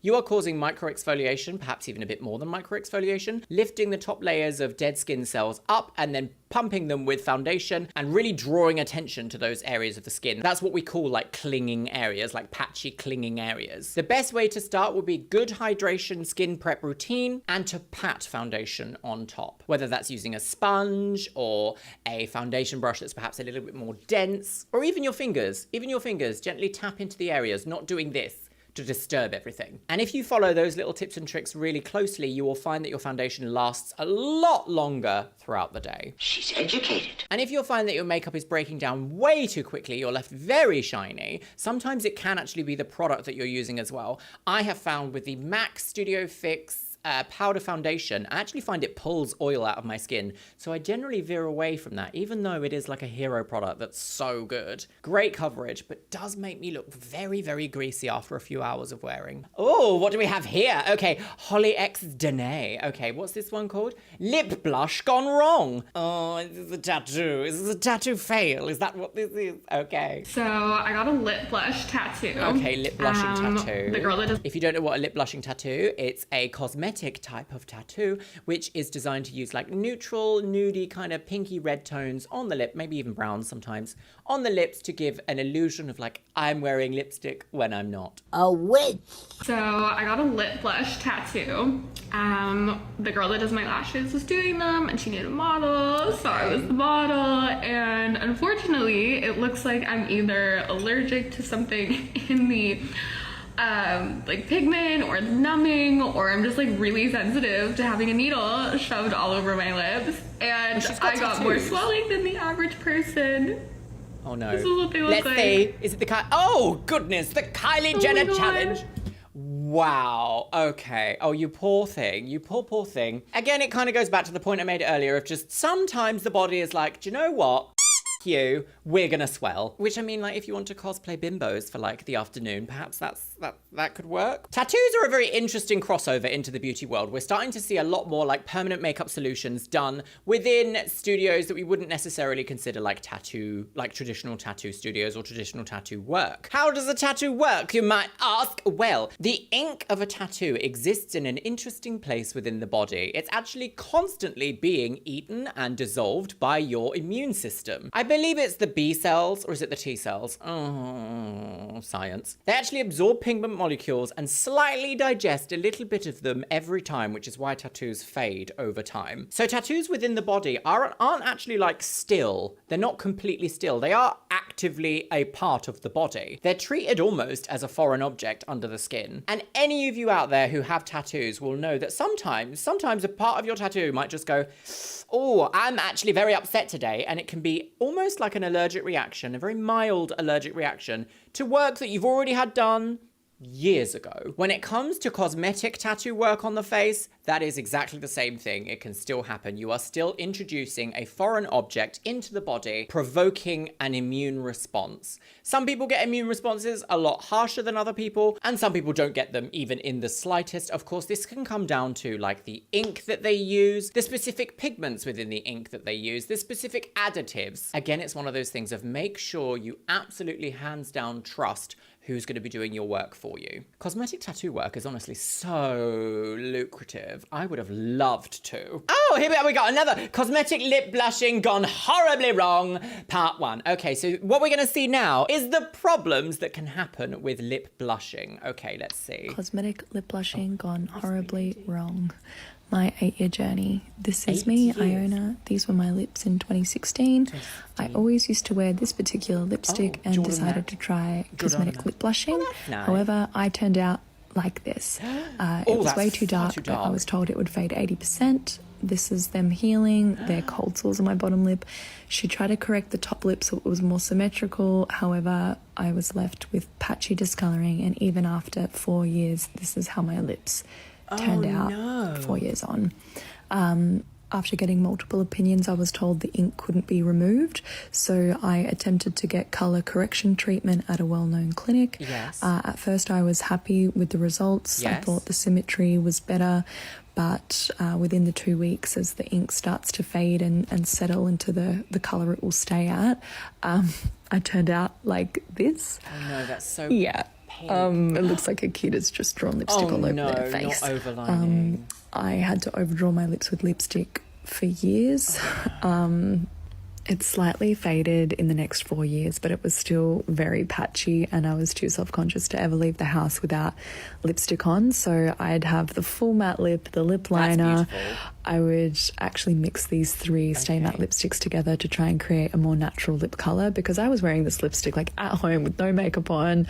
I wore it on my wedding day. I was like, bury me with this lipstick on because my skeleton will be found, and it would still have a full matte lip because this lipstick does not come off.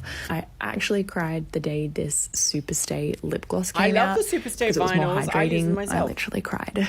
Stay tuned for part 2 on my removal journey and how things went from bad to worse. Okay, well, we're going to perhaps leave that for a next video. I want to talk about this slide here. So here she says that lip blushing is not meant to be permanent, but my technician apparently went too deep and caused scarring and trapped ink. This is something I'm seeing a lot with like semi-permanent makeup solutions. I realize that a lot of these techniques are advertised as not permanent, non-permanent options. However, if anyone here has had microblading done, has had lip blushing done, has had any amount of like cosmetic tattoo, like makeup-based tattoo work, you will know that semi-permanent or long-lasting is not the same as will fade back to 0, because quite often you are left with the tiniest amount of cast or a bit of a shadow or something. Like there's always a little bit of something left over. I myself still have some microblading left.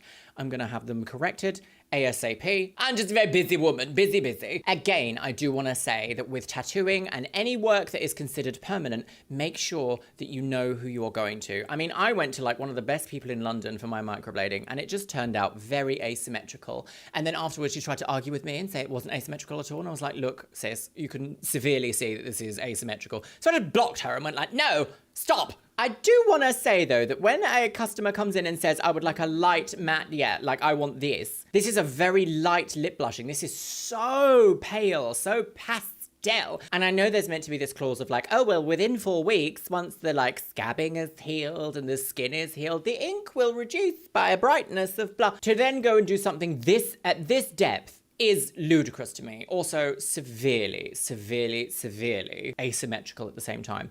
I feel so sorry for this lady. Iona Austin, is that her name? I'm so sorry that this has happened to you, my lovely. I do also think there needs to be a case of these professionals also saying, you are not an ideal candidate for this procedure. And unfortunately, when it comes to more cosmetic work, I feel like, this is just a personal opinion, but sometimes I feel like people value their wallet over telling a client that this is not necessarily going to work for you. Is that tea? Right, hello, here we have Hi Sana. Okay, what's this? Is this the microblading one? I feel like they pop up every now and then. Okay, let's watch the microblading. So this is my eyebrows in February, right before getting my first solution removal. Oh, she's having a solution removal. Amazing. A lot of my hair towards the edge of my eyebrows so that we could see the microblading better. And you can see how the shape is completely off. Even though a lot of microblading experts will say, oh no, it's just long lasting. No, it's not permanent. No, for the majority of people it is. Maybe there's like special case people that can literally digest every single piece of ink ever put in their body. I'm not one of them. Are you? And the two different eyebrows are also very different from each other. And now let's begin the process. Is it saline? It looks like it might be saline needling. Yes, I would hazard a guess.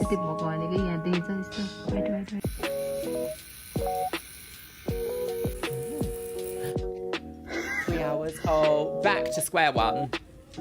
Oh, the ink is coming out. Yes. Very good. That's what you want. Oh, poor thing. 3 weeks. Scabbing gone, but the microblading became darker. Oh, a lot lighter. A lot lighter. Oh, what was the end there? I want to see that. I want to see the end. There we go. 6 months after the first solution removal. I mean, her hair is kind of in the way, so I can't really see. But it does look a lot lighter. So there are several ways that you can have microblading removed from the face. I would say that the most go-to method that a lot of like high street permanent makeup artists practice is saline solution removal. It's where a saline solution is like followed along the exact same tattoo path in order to push the saline into the skin, and at the same time the body will then push the saline out with the ink molecules. And that is how the method fades the microblading over time. You kind of like almost sweat it out, if that makes sense. I don't know why a lot more places don't offer laser pigment removal when it comes to microblading. I have a funny feeling it might be something to do with like the sensitivity of the skin, or perhaps the fact that the eye is so close to there. I would very much love to get laser removal on mine, simply because I've had a saline solution removal. I didn't think it was that good, but I really trust laser tattoo removal, and I feel like that might be a better option. But there's obviously got to be certain reasons about like why you wouldn't laser this part of your face. So again, my lovelies, just like what I said with the lip blushing, if you're gonna go for something more permanent, always consider that it is a long-term commitment, even if you want to get it removed. Absolutely not. Oh, what's this? Okay, Doll Me Up Beauty Studio Girls under eye tattoo. I've seen this before, so this is very interesting. I'm quite interested about this because I just don't know. I just don't know. I'm gonna open this one up to the floor. Should we watch? Under eye tattoo. Oh, copyright music. So what is happening here is semi-permanent makeup concealer is being tattooed into the area to almost give the illusion of lighter skin. Oh, redness and swelling is normal right after 3 sessions required. Is it worth it? I mean, it does look lighter in the area. The idea of having a tattoo needle this close to my eye does make me feel like viscerally quite upset on like a molecular level. However, this is very interesting. Very interesting. I imagine it's almost like nude tone tattoos. Like nude tone. Can you even get nude tone tattoos? I guess you must be able to. Every color's available, surely. And having that injected into the skin as an artificial pigment is fascinating to me. I've never had this done. I probably wouldn't consider getting this done. I don't think for me I would ever need it, but I know that the beauty industry is vast and lots of people have different requirements than I. Would you ever get semi-permanent makeup concealer tattooed under the eyes? Would you? Does it work? Let me know in the comments below. All right, here we go, girls. Oh, we got some lip filler. Oh, I do love a bit of lip filler. I love a lip filler story. Okay, this is by Beauty Secrets AU. Oh, copyright lady. Right, these lips have been overfilled. Wait. Let me read. These lips have been overfilled and there is significant migration present. I think all of us here would agree with that statement. Migration definitely happens over time when the lips have constantly been filled. I do find it interesting that a lot of companies will say, oh, lip filler every 6 months. I personally think that's quite intense. If you're having to get lip filler every 6 months because your body is digesting it too quickly, perhaps you need a different type of lip filler rather than the same filler over and over and over and over and over again. Just something to explore, my lovelies. Right, what should we see? Can you see it? Yes, when you get the shelf look. What's this? So this, what she's injecting here is something called hyaluronidase. So what she's injecting here, if she's had hyaluronic acid-based lip filler injections, anything like, I believe, Restylane, Revelax, Teosane, Juvederm, I'm sure there's a couple of others. Your practitioner will inject something called hyaluronidase, which is an enzyme that literally breaks down the molecule of hyaluronic acid, and then your body flushes it away through the lymphatic system. You got to drink lots of water, you'll swell up crazy, girls. Again, because hyaluronidase is a protein, however, you do have to have an allergy test. Sometimes people are, in fact, allergic to this enzyme, and they cannot have their filler dissolved. So that is something also to look for in the future, is that any sort of augmentation when it comes to injections can have permanent side effects, can being the most important word in that sentence. So let's see.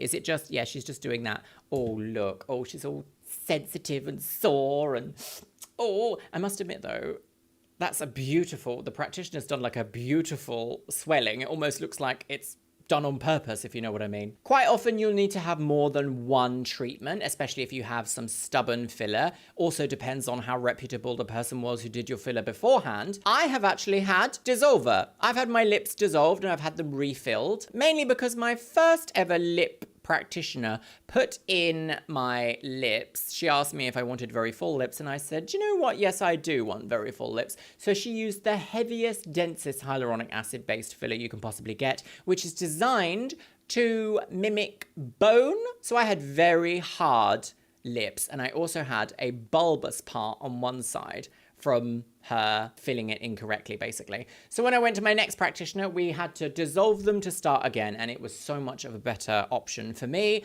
and it created beautiful lips. And now I have a very lovely practitioner here in London called Roberto, Faces by Roberto on Instagram. Give him a little follow if you like. And he does my lip filler, cheek filler, Botox, everything. And I thoroughly love them now. Again, my lovelies, make sure you trust who's doing your procedures. It's so overpriced. What even is it? Right, my lovelies. Oh, what's this last one? Ultimate by Comey. When you have plans to go out this weekend but realise you're still going to look like Megamind, what's happened During here? the procedure, they popped a blood vessel in my face. I didn't know that had happened, but later on I found out that was what happened. Jessie's fox eye thread lift procedure ended up turning into her biggest regret. Oh no, this is threads, isn't it? There is something a bit dark about the threading industry. Not threading as in like eyebrow threading, but threading is in like surgical threads. So if you guys don't know, a surgical thread is a material that kind of is barbed and it's kind of screwed into the skin and then placed in a specific way in order to give an uplift. But because it's got like barbs, it kind of melds into the flesh of the skin. And if it goes wrong, you need them surgically removed. And that can lead to like extensive scarring and a lot of aftercare. And although they're advertised as like dissolving stitches, will go back to normal, all those sorts of things, they don't necessarily dissolve at the same rate all the way along. So you might even end up with it dropping, but still having the thread in your skin. Let's watch That more. caused me to blow up. That is quite like a reaction. They popped a blood Megamind. vessel Another photo and swelling. of it. Oh no. They were like, oh no, this is completely normal. Your swelling will go that's down not in like a normal. week's time. That Just level put of ice swelling. on it. In total though, I think I was a balloon for about like 2 weeks or 2.5 weeks. This is like the second day, I'm pretty sure, after getting it done. If this was something that happens to everyone and is normal, completely normal, we would see this all the time. My TikTok would be flooded with people swelling from threads, and it's not. This was the third day, I'm pretty sure, because I went back in for a quick checkup. During the second week, I started noticing bruising on my left eye, which is the same eye that the blood vessel popped off. The swelling eventually Internal went down, bleeding. but then Jessie noticed that one brow had dropped. Yeah. The same thing then happened to the other one, meaning she had no fox eye lift result at all. Yeah, exactly what I And said. the threads started to poke out of her face, so she needed to have them surgically Oh my gosh, I removed. literally just said all this. If you guys can't tell, I got my threads removed. Poor thing. My face currently looks like I've got 2 golf balls on them, but it's fine. Some of the threads had already dissolved, so they removed the ones that they could and stitched it up. And this is me now. Just when I thought So what was that? Just when I thought my fox eye thread removal was going great. Oh no, now what? Fox eye thread has turned blackish, which is very concerning. Oh no. So I have come to my cosmetic surgeon, Not which necrosis. I thought I was never going to come back to again. And he's going to have a look at my threads and hopefully let me know what's happening. He put a steroid injection into the area. I think that lightens the scar and also helps with scarring. The scar is currently progressing. So it's been a couple of days since I got the steroid injection, and from what I've noticed, it's taken away all of the inflammation. Amazing. So it was a bit like out before, and now it's kind of like sunken in. Amazing. It's almost like there's an indent in my head now. Also noticed the colour is turning back to more of a reddish colour rather than a black colour. Yes, that could have been necrosis, which we do I not want. don't know if it will go away because it's been like a month or so now, I think, and nothing's changed, but I'm just hoping over time it does. People have been saying that it looks like necrosis or like these other conditions happening on the thread, but the doctor has said that it isn't anything major or serious. Goodness. It's just a scar. There's no pain or anything there. It's literally like I could press on it as hard as I wanted and it doesn't hurt or anything like that. Well, so that's yeah, good. I don't think there's too much to worry about in that sense. My goodness me. Wow, what an ordeal to hear about. Jessie, you poor, poor thing. I think honestly though, a lot of these high street filler practitioner, like aesthetics practitioners, need to be held a bit more accountable with something like threads, because threads really, in my opinion, are not worth it. I see all the time on Instagram. There's a specific company I have in mind when I say this, but I'm not going to put them on blast. They do these absolutely wild transformations where there's even like folds in the skin from how tight and pulled these threads are. They're along the jaw. They do them for BBLs. They do them for eyebrows. They do them for mid facelifts. It's not a permanent option. It's very expensive and it can go wrong very, very easily. So if you want to have threads, my lovely, go ahead and get threads. Just make sure that you understand the procedure and the things that can go wrong. Anyone here who's had a good experience with threads, please let me know in the comments box below, because I am interested to learn a little bit more. It's not something I would ever go for. Egged. Salacious, I know. So, my loves, you guys are absolutely loving these TikTok reactions, and they're just going to keep coming. They're going to keep coming into you like Luxeria. I'm so bored. No, you're right. It is boring and lumpy. I hate it. Please. Just let me pass away. If you do not know me, my name is Luxeria. I have been a makeup artist for nearly 17 years. And I also have a biochemistry degree because I have a fundamental interest in the way the world works. But before that, I want to say a huge thank you to today's video sponsor, Love and Pies. If you are like me and you love a little simulation decoration game, my lovelies, do I have a treat for you today? Love and Pies is a little charming, absolutely charming mobile game, providing hours of cozy fun whilst you learn about salacious tea and gossip from the local bakery community. Think your life is a mess? Then it's time to meet Amelia. So the game revolves around Amelia, a lovely pink-haired single mother who's just been served divorce papers. It gets even better than this. She arrives into town to find her mother's bakery and cafe burning to the ground. So it is our task as Amelia to redecorate and rebuild a thriving cafe from the ashes of mother's burnt husk of a shop. The aim of the game is to match ingredients to each other in order to produce bakery goods for your clients and your customers who come knocking on the door and go, "Excuse me, I really need carrot cake immediately. I see you've got something going on, but I must have a carrot cake." The customization options are vast, and at each turn you get to put your own little style on your cafe. And what's a really nice side note is that it's super inclusive as well.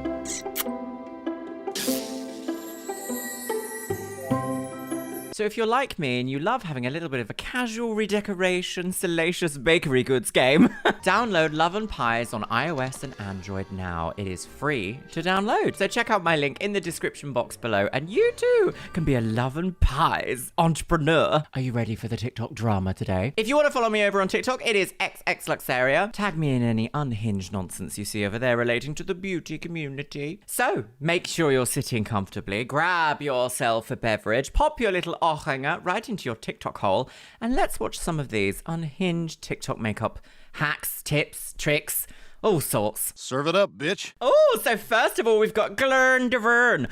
Glenny Devi. Oh my gosh, I know this face. This is the guy who does this. Apparently, my favorite beer has been taken over by a bunch of LGBTQs, but as a certified country boy, I figured I'd show you how a real man drinks Bud Light. You ready? Let's go. Everyone and their aunties have been asking me where I snatched that clip from, and it's from TikTok. I can't remember exactly when I saw it, but I actually saw it on Instagram, and I was like, this is perfect. Right, what does Glenn Deverne have to say? Oh, it's a 4-minute video? Can you put 4 minutes on TikTok? Seems a bit naughty. All right, let's listen, shall we, my loves? This is so garish, isn't it? To be like, hello, on microphone. As a corn-fed boy from the country, I don't understand why men these days are always dressing up as women for fun. So I'm going to see what all the fuss is about. Now, you might be thinking to yourself, why on earth would this man put himself in drag on the internet? Well, I lost a bet, okay? And I'm a man of my word, so I must be... Do you remember there was that man who lost a bet and then got breast implants? But I had to do 2 years of RLE. A lady of my word. Now, when I tell you that I have no idea what I'm doing, I truly have no idea what I'm doing. Oh, right, come on, drag transformation. Is making up reasons why I can't watch the kids on the weekend. So if I make any rookie mistakes, please let me know in the comments. And don't you worry, I'm keeping the mustache. This is clearly not seen son. Oh my gosh, beards and makeup for men. They absolutely, this is so, look, immediately so different. Mind you, he's lost the trucker hat as well. So he's gone from like rural, no, what's a phrase? Like Midwestern rural. Do people say that? No. Stop it, pay attention. Look, stop thirsting, everybody. He's going to put some makeup on. Long time, but that's all right. That's why we have makeup. Now, the tutorials say that I'm supposed to start with foundation, and I bought some random beginner kit on Amazon, so let's see what happens. Beginner kit. Is this how you do? I wish there was a beginner kit. That? Is this, am I doing this right? Oh. You've done this twice. My lord. I don't know if this is good or not. Am I supposed to be using this brush? I mean, I'm guessing that we're obviously watching a little bit of a jiggery-pokery joke here, but that is clearly not the right shade of foundation. Although, if you were to go on stage, you could easily start with a base quite like that and do some extreme highlighting and contouring if you want some actual makeup tips and not just, oh. How close are you supposed to get to your eye? Probably into the optic nerve. It smells like chemicals. I guess that's what you get when you spend $20 on Amazon. This doesn't seem right. It's already Do you remember those adverts? Long time ago here in the UK. This one, if I can find it. Oh, yes, we could be in for a quintessential tango taste sensation here. Why, yes! You know when you've been tangoed. You know when you've got gates. Do you know I haven't watched just makeup content for such a long time? Okay, next I have a highlighter and a contour. Again, I'm totally winging this. I think it was let's like that. see. Shall we see? Right? Am I oh, wait, okay, yeah. Right in like the divots, right? I remember they did I like a that he's nose still thing, keeping up the too. accent. And I think you do like up here. Very then we do committed. highlighter, That I is think, a like very right light above contour. it, right on the cheekbone. Oh. This was the part I was most excited for, using the beauty blender. I guess you just kind of like as if a straight man would know what that is. If I held up this sponge to my boyfriend and was like, what's this? He'd be like, very adult. Oh, I understand. I legitimately thought that this would be much worse than it actually is. Well, I mean, fine. There's This still eyeshadow time. palette. Just for context, I am not an expert in drag makeup. I have been somewhat trained, shall we say, professionally in it, but I've never really used it. The only person I've put in drag has been, well, there's been a handful of people actually. Most of them, Roly. On the palette. Came with the Amazon thing. Oh, did it? A naked palette came in your Amazon starter kit. Oh, no. I guess I'll do pink next. Are you supposed to tap it? I think I'm just getting... Oh, do you remember those sponges? Those hateful sponges. Great for glitter. Into the darkest color I could find. It's not awful. I mean, Okay. Now for some eyeliner. What's that phrase? What's the phrase? All drag is valid, but not all drag is good. Oh, scandalous. What the ever-loving fuck? Oh, this is where things are gonna go south. Oh no. How the fuck do you do this? Yes, it's actually not easy. I've done a graphic liner look today, and it took me a lot longer than I ever anticipate ever spending on a graphic liner. But graphic liner takes a lot longer than you think it's gonna. Where the story takes a dark turn. Oh, I'm gonna try and fix this in the mirror. Dark and 1 second. stormy corner.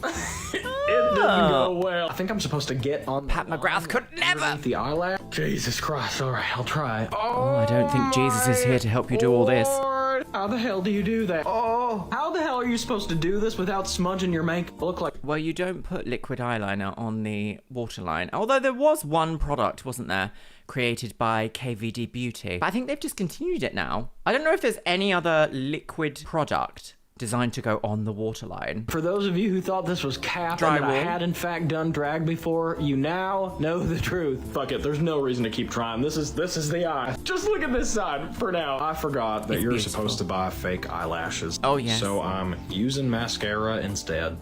Oh, well, it's not really. This whole process is physically painful. Yes. Yes, it is. Here comes the lip. Are we going for a pink? Oh. Oh my god, this is tragic. This is legitimately terrifying. I should not have been allowed to do this. But alright, we have one more thing to add. A wig. A blue wig! Hatsune Miku could never... Oh, beautiful. First Lady of the United States of America. Oh, well, he tried, didn't he? Oh, Glenn Deverne, forever known as... I did my best. Now, for real, this was actually my first time. So if anybody has any pointers... Oh, can't forget let me that. know. Big Bear. Cheers. Scandalous. Salacious. Oh, first time in makeup. We've all been there. No, he wears a wig. Right, what do we have next? Oh, next we're with Bella Lovekvist. Bella Lovekvist? Oh, that's got an umlaut on the O. How do you pronounce an umlaut on an O? Is it like, oh? Let's do an 8-step sunburnt makeup look. Oh, is this the evolution of what we saw in the last TikTok scandal video that I made, where she did like pink everywhere, and I was like, I'm waiting for the jump cuts. And it never came. Let's do an 8-step sunburn makeup look. Is it to fix sunburn? It's like the perfect amount right here. It's like my favorite look ever. So we're gonna create like a natural version of that with makeup. Number one is a face tint with a new Glow Recipe Watermelon Glow Drop. It's in the shade Sun Glow. This literally just came out. I've never used it. I'm gonna do a little first impression. Okay, let's go. Ooh. It smells like watermelon. It smells so good. All of Glow Recipe's products smell good. Feels so refreshing. Here's like the up close with that. Love it. Number 2 is some concealer. I'm using the Hourglass concealer. This is my favorite. A major tip for concealer is if you do something to one side, you have to do the same thing to the other. Otherwise, when you take a photo, one face is gonna it's gonna be lopsided. It's gonna be weird. You have to make sure everything. Yes, I've never ever had to explain that to someone ever. I think most people would assume that is the case with a lot of makeup, is that you have to do the same thing on one side as you do on the other. I mean, there are certain circumstances in which that would be perhaps adjusted. That is in the case of skin pigmentation differences, such as vitiligo. Then, depending on the kind of end look, you can adjust accordingly. And for this look, I'm going to take my ring fingers and just kind of blend it out. Fingers are actually a really great thing to use. Sometimes I feel like I have a little bit more control with my fingers, you know? Number 3 is a tiny bit of translucent powder. I rave about it in each one of my videos. It's the Tarte translucent powder. Yes. Do you know what? I hate doing all that. It's lightweight, perfect powder I've ever placed on my face. A little bit, right, just so when are we getting my eyes to so the that we don't crease. Number 4 is bronzer. You know, like pile a bunch of bronzer on. Sometimes mixed with the burnt, we get tan in there as well. The Hula Beauty from Benefit, it's my favorite. Shade Butterfly, but I consider it a bronzer because it's more like orangey on top of where my contour. That is incredibly orange. You know when you've been tangoed. Goodness. On top of where my contour. I'm already so obsessed with this, but this is what we would call sun-kissed, not as much sunburned. Number 5 is to mix a red blush in with your highlights. What's gonna make the look? We're gonna take the Dibs highlight in the shade High Road. Apply this to our palm. I'm gonna take a little bit of this red here. Oh, scraped at the pageant. 4 collection. Now we're just gonna blend it in like this. Right. So fun. We're getting so creative. Now I'm just gonna dabble it in with my finger. A little before before and after. Gonna keep tapping this in until we're happy. Blend everything. Oh, so it's gonna look like hot and Purplish swollen. red from the Smashbox Halo palette. Burnt at the pageant. Set all that in. Just a little bit all over right here. Number 6 are freckles. I'm taking a dried out eyeliner pencil and this brown right here. Naturally, being in the sun brings out freckles, so this just kind of makes sense. This Tarte Marajuka thing is perfect for the lip color today. Shade Honeysuckle, and we're just gonna use that all over. Number 7 are eyebrows. Just drawing them in lashes a little are bit. on. Adding a little link to the ends. Finishing off with some brown eyeliner. Oh, And the gosh, difference those is are mixed some up. strong eyebrows. Personally, I would have loved it if she'd flattened that arch out just a little bit and taken it from like supervillain into salacious daytime sunburn, beautiful holiday vacation couture. Eyes is like insane. This is my final sunburnt makeup look. Do you know, when she started, that was so fast, hang on. I didn't think that it was going to be like a look that I would want to recreate in any way, shape or form. When someone says, let's do a sunburn look, to me it is very like hot pink, upset, miserable mental health moment. Well, I suppose I could use a new hobby. If you've ever seen British holidaymakers just in anywhere where there's sunshine, and they will sit in the sun and roast and roast and roast. Can you hear the chaos? The doorbell and biscuit. One moment, my loves. The noisy Mr. Biscuits is here, aren't you? Are you barking at the delivery man? Yeah? There we go. There you are, little biscuit. Do you have anything to say? I hate you. I'm going home. He's only joking. Those British holidaymakers, they do love to sit out in the sunshine and roast and roast and roast until they are like raw gammon. Still, I think I would class this look as not a hack nor a fail. Just a nice recreated sun-kissed look. You know, there are red tones or pink tones within the sun-kissed dimension. I look quite pretty. Right. Oh, okay, right, here we go. Are you ready for this, my lovelies? Are you ready? Are you ready? So, it looks like this man may have had turkey teeth, perhaps? Oh, it's so shocking, isn't it? You just shouldn't have healthy teeth ground into nubs and have plastic put on top. We just should do that. This, as a society, we need to move past it. It should be reserved for those who need it. They're not even veneers, are they, at this point? They're crowns. Oh, is this all copyright music? It is, isn't it? Oh, that's so scary. Oh, his... No! Oh. I hate this. This man is going to regret this so much in 5 years. As you guys know, when you go to somewhere like Turkey to get veneers, they don't actually give you veneers. I just said that. These are called crown preps, I just not said veneers. that. You see, when She's you a get dentist. veneers, they just shave a top layer off your teeth, just a tiny bit. So, very importantly, when we watch things like The Swan Girls, well, gosh, that finished a long time ago now, didn't it? When we see in these makeover shows, these plastic surgery shows, when they put veneers on people's teeth, they actually create little grooves in the front of the tooth and then overlay a porcelain veneer over the top of it. And that is what a veneer is meant to be. What these people are having done, where they have literally just like the tiniest little nub of tooth you've ever seen, that's not good.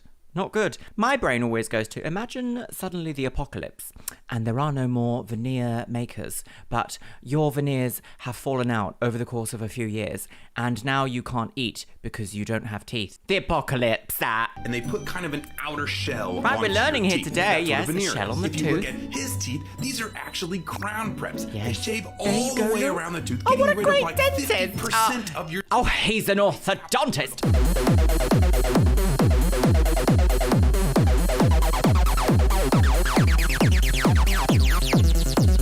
He's an orthodontist!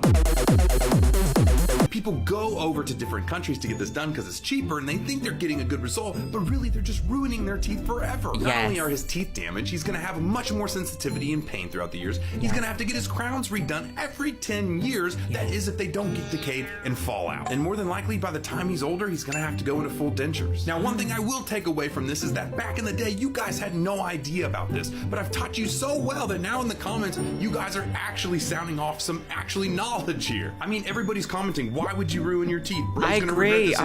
I really do agree. Straight down. So at least I'm educating some of you guys on this stuff. Realistically, in the end, he could have just gotten braces and straightened his teeth and then gotten some whitening and been just fine and saved all of his teeth for his entire life. The only time I recommend getting veneers is if you just absolutely don't want to go into braces or if you hate the shape of your teeth, because I can straighten up your teeth, but I can't change the shape. That's true. Please don't do this. That's very true. That's very true. That's very true. So I have actually spent a little bit of time and money on my teeth because I always had what I would describe as yellow teeth. Now, this is where my little bit of science comes into it. So if you've been following me for a long time, I used to be very much against getting any tone at all in my body. I would slather myself head to toe SPF 50 every day and avoid the sunshine. I would really have to work at keeping myself pale. Since the panini, shall we say, I very much just thought, why am I wanting to be the most palest person ever in humankind? Why do I want this? Why? I actually made sure I spent a little bit more time outside, and even with my SPF on, I have got a little bit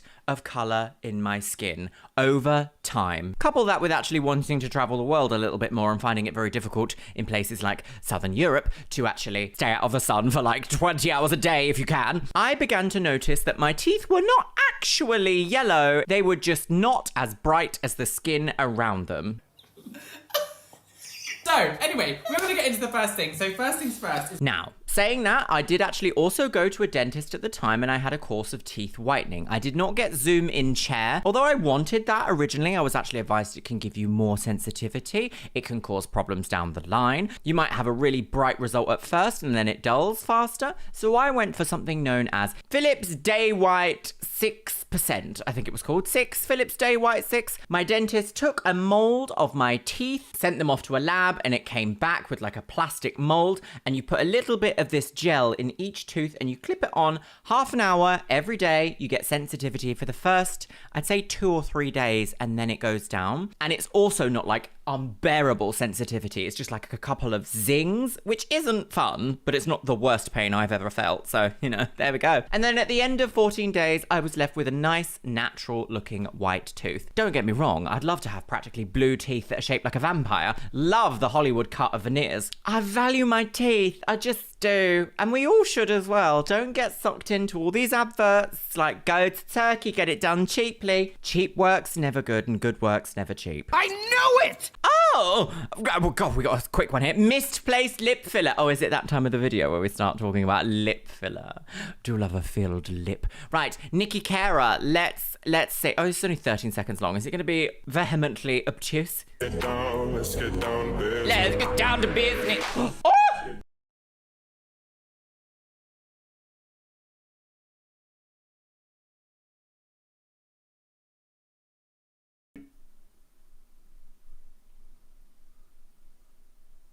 Well, I don't know if I can put that on YouTube. That was quite something. Okay, I'm just going to leave this frame up here. So, during this video, we have seen a client here who has had lip filler perhaps placed in an incorrect placement within the lip. It happens to us all. It's happened to me. The practitioner has done a little tiny needle injection site and just removed carefully the filler, which has come out through the little hole that has been made. And she looks immediately happier afterwards. She looks very relieved. This is one of those things that I always want to talk about in these videos, and that is there are lots of different types of filler. One of the safest to go for is known as hyaluronic acid-based filler. You can get them in multiple different brands, probably loads of different ones across the world. I know of, off the top of my head, Restylane, Juvederm. They're kind of like industry leaders. Then you've got Revelax, Teoxane, and probably so many more that I don't know about. This is a chemical called hyaluronic acid, and it's arranged in a mesh configuration designed to hold onto water. Now, there is a myth, in fact, that hyaluronic acid can hold 1,000 times its weight in water. Never actually been proven. What has been proven is about 50 times, which is still quite incredible. This filler, when injected in specific areas of the body, will hold onto water and give a plumping effect. Now, hyaluronic acid filler can actually be dissolved with a solution known as hyaluronidase, which can be injected into the site to break down the hyaluronic acid filler. Now, if you do not have hyaluronic acid-based filler and you get something else, one that we've seen a few times here on the Chanel is silicone, just raw injected silicone straight into the area. You cannot have that dissolved, and that has to be surgically removed. So my lovelies, once again, cheap work's not good and good work's not cheap. Make sure you know what's going in your body. Make sure you trust your practitioner, and also make sure that they inform you how to fix it if something goes wrong, or what they can do to help you if something goes wrong. Oh, that's marvelous. Oh, is that another one? Okay, right, here we go. No, more filler, girls, filler. Okay, nose filler gone wrong. Oh, dear. Right. Oh, probably copyright music. Hang on, there we go. Wait. What? Nose filler gone wrong. Okay. Oh, this is immediately after. Oh. This here is an example of a vascular occlusion after filler. Yes. Oh. This is her now after.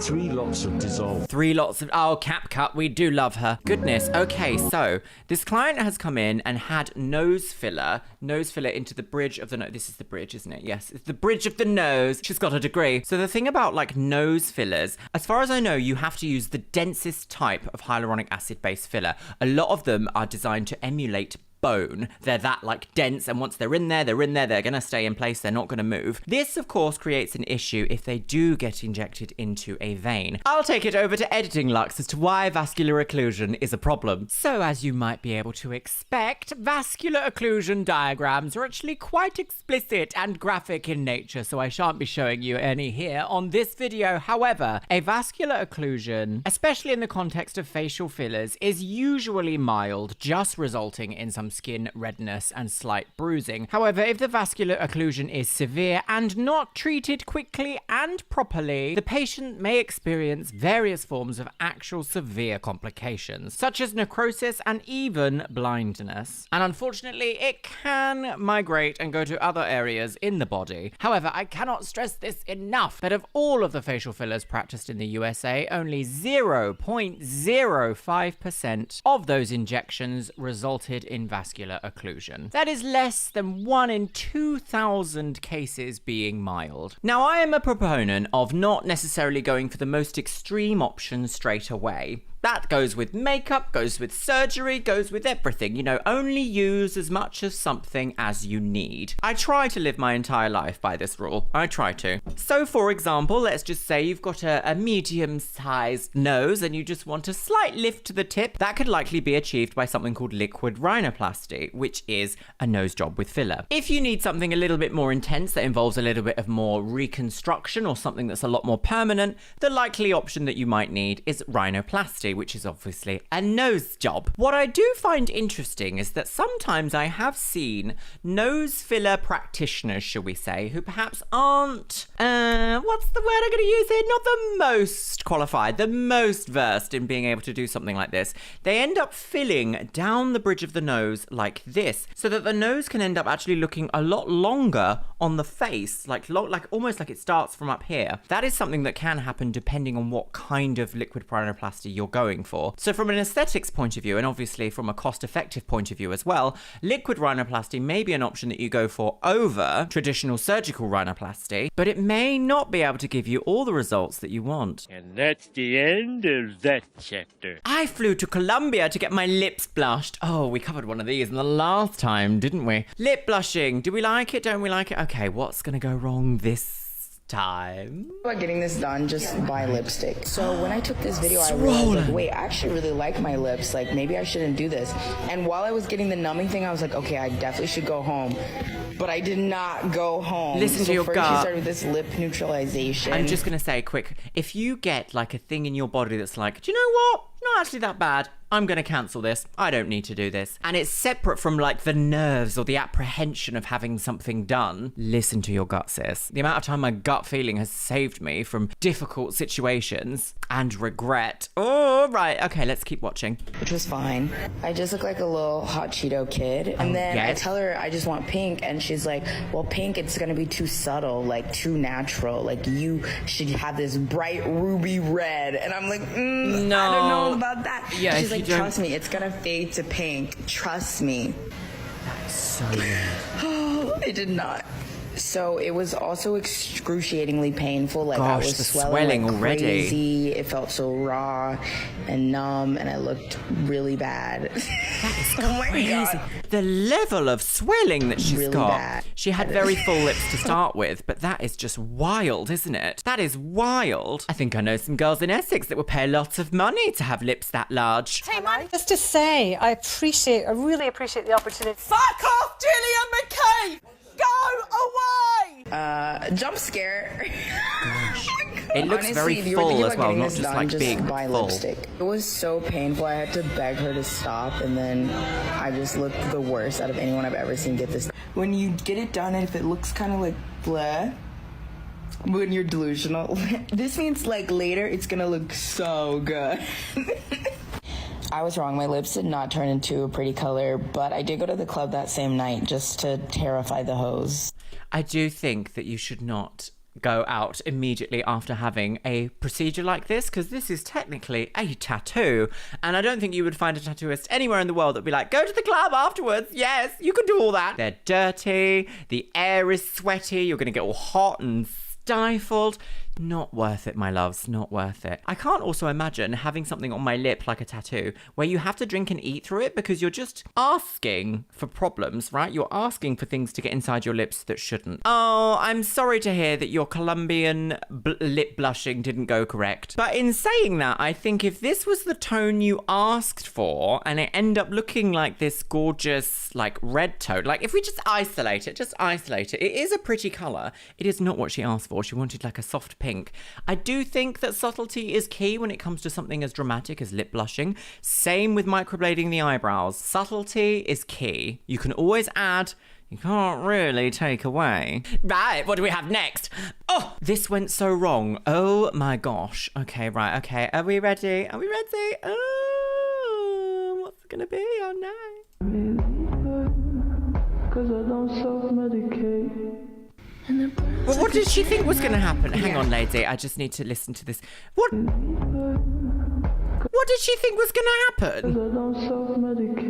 What did she think was going to happen? What did she think was going to happen? What did she think? What did she think was going to happen? What did she think? What did she think was going to... Did she not think? What did she think? I wonder if maybe this girl had seen that traditional kohl online, like the kohl liners, where they're almost like a dip item and you can blink and just pull it out and it tight lines the top and the bottom at the same time and you can get a wing. Right, let's listen to the lady. What does the lady have to say? Yeah. Hi, doctor here. I don't think I really need to say anything. Do I? No, you don't. We shouldn't be putting eyeliner directly onto the optic nerve. Are you sure? No, I agree. Like, this is quite a repulsive little picture, isn't it? Like, why would you do all this? You don't need to do all this. If you want to do a nice little tight line, you don't pull your lid down and pop it right at the base of the eyeball. What is happening? What is happening? What is happening, my loves? What is happening on here on this day? Do I need to go into the science of why we should not be applying eyeliner directly to the optic nerve? I also realise that this is not the optic nerve. This is just the lower occlusive eyeball. Well, I totally get it, my loves, and being silly on the internet. Do you remember when we could do that? Do you remember that? Wasn't that nice? No. Oh, what do we have here? Okay, it's your girl, Victoria. Okay, MAC Cosmetics. Euch bitte mein Gesicht an. She's a German lady. 20 Minuten geschminkt. Alles sieht flawless aus. Ich wollte gerade aus dem Haus gehen. Dann gucke ich in den Spiegel und ich sehe so aus. Und das alles nur wegen diesem Fixing Spray. Ich habe das erste Mal gekauft. Ich habe es gerade das erste Mal benutzt. Und ich sehe so aus. Was zum Teufel? Alles wieder neu machen. All is ruined. Gibt es dafür irgendeine Erklärung? Ist euch das auch schon mal passiert? Ist das irgendeine Fehlproduktion? So, the product. There we go. Okay, so I don't speak German fluently. I don't even really speak German that much at all, actually. There we go. A nicer picture. So this product by MAC Cosmetics, I used to work for MAC Cosmetics once back in the day. Actually, it was more than once. This is known as Fix Plus Matte, which is a powder suspended within a liquid that's designed to give you a mattifying effect to the skin. I must admit, this is not one of my favorite products. This is not one of my Holy Grail MAC products. I've never really liked this concept. I don't think that the powder within a suspension of liquid is the best option for spraying over your face at the very last minute, because this is something that can happen. So if you can see here, she's actually got like powdered silicone, or silica, should I say, stuck to certain areas of the face, kind of giving like a splatter effect. That's how this product mattifies the skin. What's meant to happen is a fine distribution of mist over the skin will gently apply a very fine layer of mattifying ingredients to stop you from sweating throughout the day. No gloss, no glow, fully matte. Unfortunately, this product does not do that quite often. Quite often you see this happen here, where it's just like, splatter cake, egged. I don't even have to speak German to understand the fact that she is frustrated that now all of her makeup is ruined and she probably has to redo the whole thing because of this product. There are various other products on the market that you can get that will create a mattifying look for you. Personally, I prefer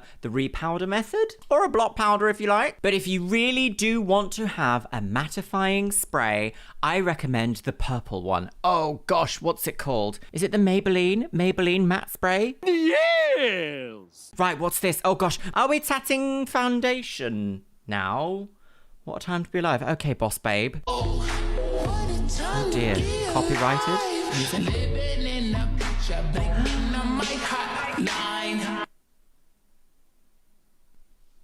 Is this really? I mean, okay, the lighting there, that is great. Look at the uniformity on the skin, but I'm definitely not sold on under eye concealer, on full face tattoo foundation. Multiple different reasons. The first one that I can think of is tattoos don't heal uniformly. Parts of tattoos will need to be redone. Some parts will just not sit at all. So does that mean you'll have like areas of your natural skin tone poking through under areas of tattooed pigment? Secondly, your skin tone kind of changes throughout your life. It could even change throughout the year, depending on whether you're in winter or you're in summer, if you're seeing more daylight, if you work outside, if you work indoors. Lots of different things can affect the color of your skin. Does that mean that the skin where this has been tattooed will just never change shade again? And what does this mean if you develop a skin condition related to pigment and you can't see it because your skin is tattooed? Does that happen? Can that happen? We just don't know, do we? What do you guys, I'm going to open this up to the floor. What do you guys think about foundation tattoos? I mean, the idea sounds great in my mind, but I'm just not sold on it just yet. These people are lying to you. That is not true. A reaction series here on the Chanel in which Luxeria, give my professional and personal opinion on some of the unhinged goings-on over on beauty TikTok. I have been a makeup artist for over 17 years now. Oh, where's the time gone, girlies? And I also have a biochemistry degree because I have a fundamental interest in the way things work.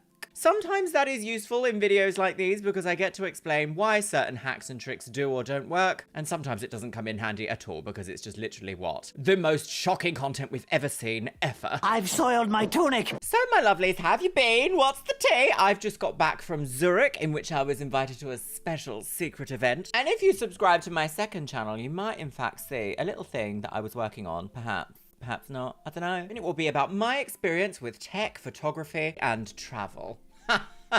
Oh, am I selling it to you yet? No. Today, my loves, do I have a treat for you? So I know that people have sent me and stumbled across some of the most unhinged beauty TikToks available over there on TikTok. If you wish to follow me over there, it is XXLuxeria. I don't know what I'm doing with it yet. I'm still not very good at TikTok. She's a millennial, girls. God, how awful. But you can follow me over there if you want, and if you see something completely and utterly deranged, please tag me in it or send it to me over there, and you never know, it may appear in one of these upcoming videos.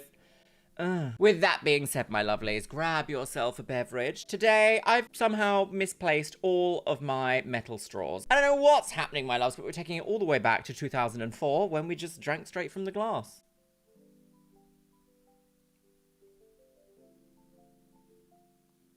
That was not erotic to everybody. So pop your little Ohrhanger right into your little TikTok hole and let's watch some unhinged beauty TikTok, shall we, my lovelies? Yes, yes. Oh, I could see a little something already. Oh my gosh, your makeup looks flawless. What products do you use? Okay, is this going to be a filth one? Is this going to be a filth fest? Is she foul? We don't know yet. Let's take a look. Oh, copyright music. Oh, I see. Oh my gosh, your makeup looks flawless. What products do you use? I see. Right.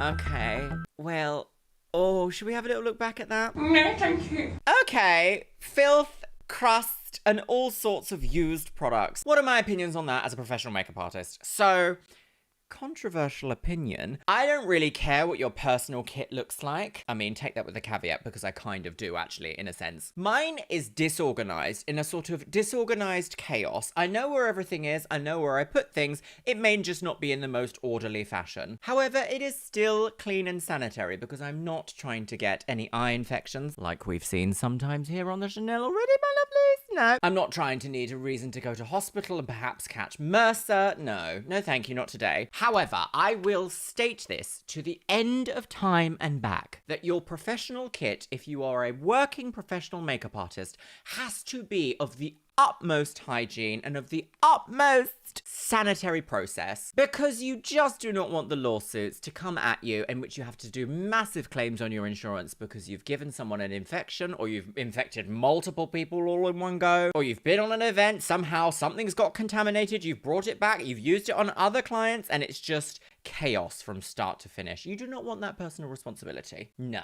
No, you don't. You don't know me. And the thing is, even with the utmost great hygiene practice, mistakes still happen because humans are not infallible. So what you want to do is you want to minimize that risk to yourself and to others by keeping your kit as hygienic as possible. If you are self-taught and you haven't learned it through a company or a school of how to keep your kit organized, tidy, beautiful, clean, and wonderfully hygienic, then there is a plethora of information available online. In fact, here on YouTube is a great place to start. If you want some utmost basic tips, make sure your brushes are nice and clean. Anything that comes as a cream in a pot or a tub or a tube, always decant onto a palette that you have treated with isopropyl alcohol beforehand, so that is also sanitized. And never, never, never, never, never, never double. But you know what? If any of the people that I've worked with in this industry, when I've ever had to do team-based environmental activities, I have come to learn that some people, some of your faves, are filthy. Oh, she's a dirty bitch, she is. This woman is dirty. Dirty K. Oh, gosh, right, okay, we're really on the roller coaster of hygiene today, my lovelies. Okay, what's this next one? What the hell, Patrick Tar?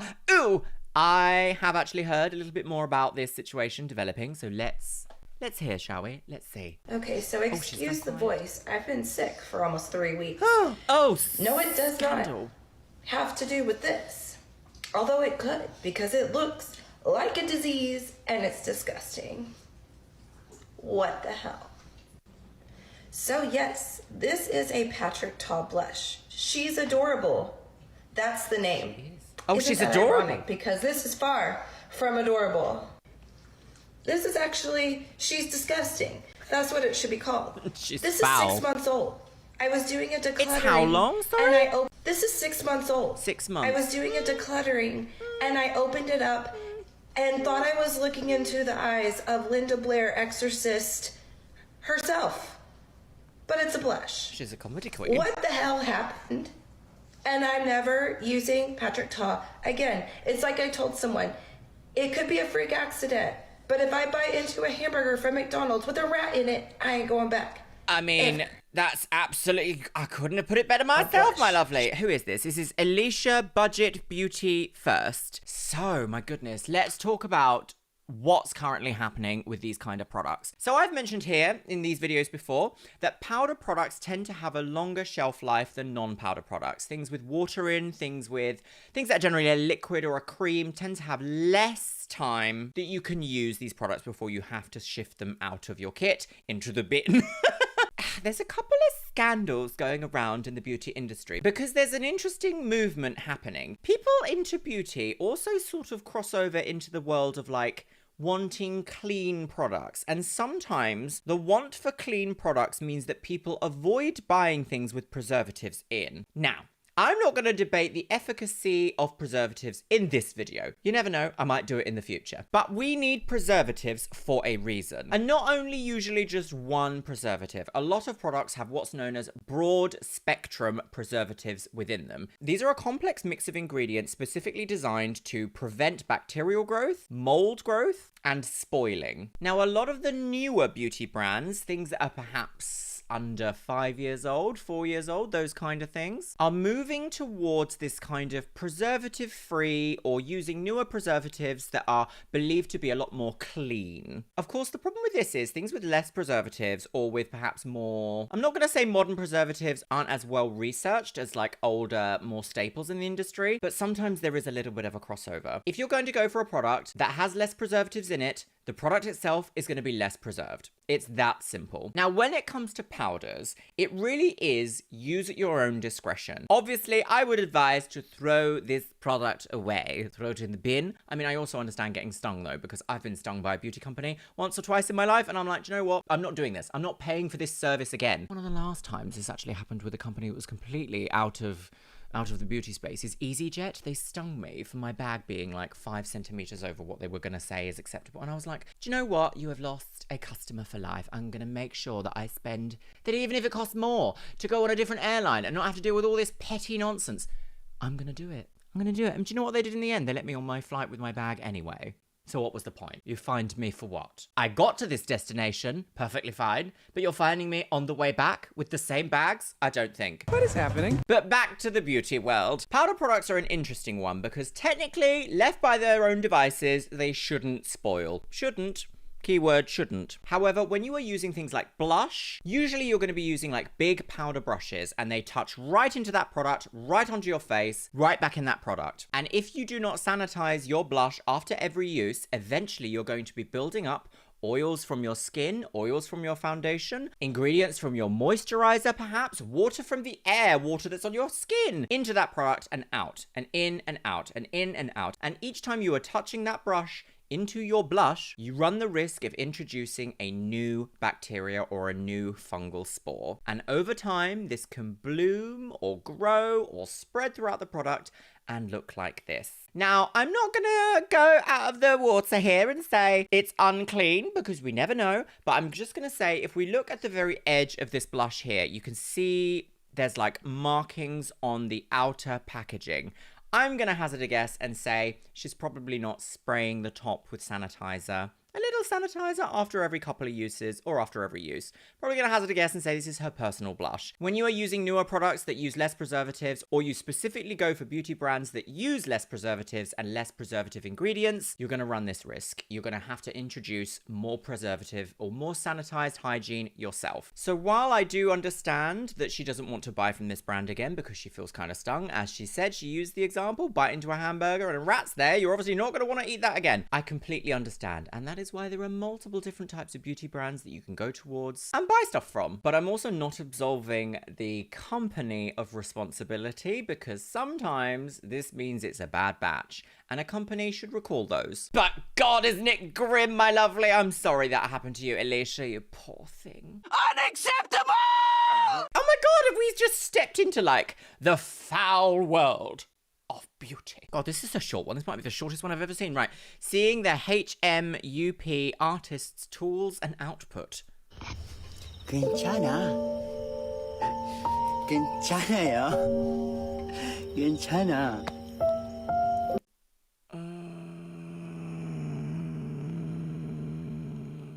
Okay, right. Let's have a little look-see, shall we? I do think if I stepped into a place, regardless of where you are in the world, doesn't really matter, you know, I would not feel comfortable stepping and sitting in a seat with someone's product and work area that looks like this. This to me says metallurgy, it says blacksmith, it says dark cave, dungeon, ironworks. It does not say delicate products going in the mouth and in the eye. To me.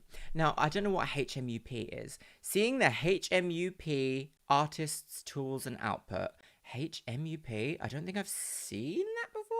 His Majesty's Ultra Pussy! Good heavens. What does it mean? Does anyone know what HMUP means? Would you like to elucidate me further in the comments box below? I'd be very pleased. One thing I do want to add on to this, though, is that you can learn hygienic practices. It's one of those things that comes with repetition. At each step, you have to stop yourself and think, have I washed this? Is it clean? Would I be happy putting this in one of my holes? And if the answer is no, then you need to sanitize it again. This house is clean. I must admit though, I do have something in my brain that's like empty desk, empty mind. It can be busy. You can have a busy desk, but it can still be clean. This to me is just screaming hospitalization. Yes, I think her facial expression here at the end is very expressive. She's got a B-Tech. Right, what do we have next? Okay, oh, perhaps something a little bit lighter this time. Okay, The Biggest Icks. Oh, part 9 by King, is that Barry or Harry? King Harry with 3 R's. Right, okay, what are the biggest icks? Are these makeup icks or are these just icks in general? The boy having to pretend to be asleep to be able to go to sleep literally makes me feel sick. Anyone has a lot of icks. It's me. Let's talk about them. Thought of a boy at a trampoline park. Like, what are you doing? What are you doing? That is foul. I don't mind going bowling with friends, but like going bowling with a boy on your first date and he has to walk back after he's bowled his ball. Especially if he hasn't even... Okay, this is very... We're getting into territory here that's not quite beauty territory, but you know what? It fits, I suppose. I don't really have a lot of icks, I'm gonna say. I don't know, I just have a specific type of man that I like, and that's my boyfriend. They say this pussy's squeaky. I have a few icks developing from this video, but that's just me. I hate it. Hate it, hate it, hate it when you have a beautiful dropping applicator, like a dropper applicator with a dropper, and it touches the face. Defeats the point of having a dropper applicator. Why use a pipette if you're going to touch it onto everything? Doesn't make any sense at all. Thought of a boy at a trampoline park. I want to also say pumping air into a product will make it expire faster. And you are also introducing excessive spores and bacteria from the air, of which we are always surrounded, by the way. Always surrounded by stuff in the air. In fact, we are so much surrounded by like microbes in the air that we have a very ancient technique in science called the aseptic technique, which is where you light a flame near where you're working to sort of disperse any microbes in the air. Remember a Bunsen burner? Yeah. What are you doing? What are you doing? Trampolines are a no. Foul. I don't mind going bowling with friends, but like going bowling with a boy on your first date and he has to walk back after his bowled his ball. High contour Especially if he hasn't even knocked any pins down. Imagine you get in a boy's car, right, and you go to put your window down. You have to manually roll it down. Oh, Boys no. in cars literally Gen just give Z me the won't biggest... even know, will they? Manual roll down windows? Did any Gen Zs here have manual roll down windows? I remember that. My first car, broken. Thought of a boy sitting down and watching like Coronation Street or EastEnders actually makes me... The thought of a boy ordering something at Argos and he's got to sit there and wait for it to come down the fucking conveyor belt. Yuck. No fucking word of a lie. The other day I was walking through my skanky town and there was this boy and he was wearing a tracksuit and he wanted to flex that he's got a Gucci belt, so he wore his Gucci belt on his jogging bottom. Oh, okay, no, that's giving very Trini and Susanna what not to wear. It's very Nikki Hambleton-Jones. Thought one odd, girl. A say-something belt, a daytime tweed, and an evening Gucci belt on joggers. No. It really irks me for some reason when boys say, yes, I'll keep the receipt. Like, what? For what? You're a fucking Forex trader. You know when boys like... You keep the receipt? Because sometimes the tax man will ask to see your receipts for expenses if you are a business bitch. Anyway, let's get back to beauty, shall we? What was that? An odd break in the middle of this one for another unhinged woman. My favourite. Thought one odd, girl. Right, here we go. Oh, we're back into mold land. Love that. Make sure you've got your fungal spores at the ready, girlies. Okay. Hey, guys. I wanted to make a quick video about beauty blenders. Moldy beauty blenders by Molly Elise Makeup. Okay, are we ready? Are we ready to be repulsed? There was a video, do you remember, ages ago, where there was this girl who like cut into her beauty blender and she found an entire like chrysalis of a bug. Oh, she's a silent movie. Make a quick video about beauty blenders, beauty sponges, and reusing them and mold. I always throw them out after I use them on a client. I never reuse beauty blenders. They just can never be fully sanitized, so you're just never sure if anything's like growing in the center of them. Somehow I was rushing leaving a wedding, I think, and one of the beauty blenders made it to the bottom of my dirty brush bag. It's been a week that I didn't even know it was under there, and I'm gonna show you what it looks like right now. Oh, what are we gonna say? Oh, foul, a foul witch. Oh, a witchy foul. Burn it at the stake, Bernadette. See, nobody wants a moldy woman. I think I might. That is all mold. Yeah. As you can see, it is just absolutely littered in mold. I don't even really want to be holding this right now. No, it's almost dangerous to hold it, yeah. This video. I think I'm actually going to attempt to cut it open and show you what the middle of it looks like. And this is after a week. I mean, in my eyes, this could be happening on the inside of your beauty blender, and like just whenever. I just wanted to share this. This was scary to see this. I was like, yeah, this is exactly why I do not reuse beauty blenders on other clients. I just either give them to the client to use for touch-ups throughout the day or throw them out. This is disgusting. I would agree. Absolutely fine. Yeah. So let's talk beauty sponges, shall we, my lovelies? Nowadays, we have so many more options for grabbing yourself a multi-pack of beauty sponges and using it within your kit. That is what I do. I do not use different people's beauty blenders on other people. I will use one sponge, one face. That's my rule. One sponge, one face. One sponge, one face. One sponge, one face. That's it. Oh, thank God. So I've been out of the freelance game for a few years now, but I know for a fact that multi-packs of sponges are always going down in price. You have to factor that price into your service if you enjoy using sponges. Brushes can be deep cleaned, and you can get special sanitizing brush cleanser, and you can also get some that have like vague scents, so you can even have like a signature fragrance for your brushes when you have certain clients. I used to use a bubblegum one, but when it comes to sponges, one for yourself is fine. Don't use them on other people. If, however, you are looking for a fast way to clean your sponge, what I have noticed that I have found work really well for mine, putting them through the washing machine every now and then. If you really, really, really, really cannot get a brand new one. But a video like this just goes to show how fast something can start to spoil or to mold. And more to the point, what she was holding up is only what you can see. That's only the mold that you can see. So if you're familiar with mycology, which is the study of like fungal mushrooms, to paraphrase, think of the mushroom as the visible part of the organism. Underneath the surface, there is the rest of the organism known as the mycelium, which is like long tendrils of fibers,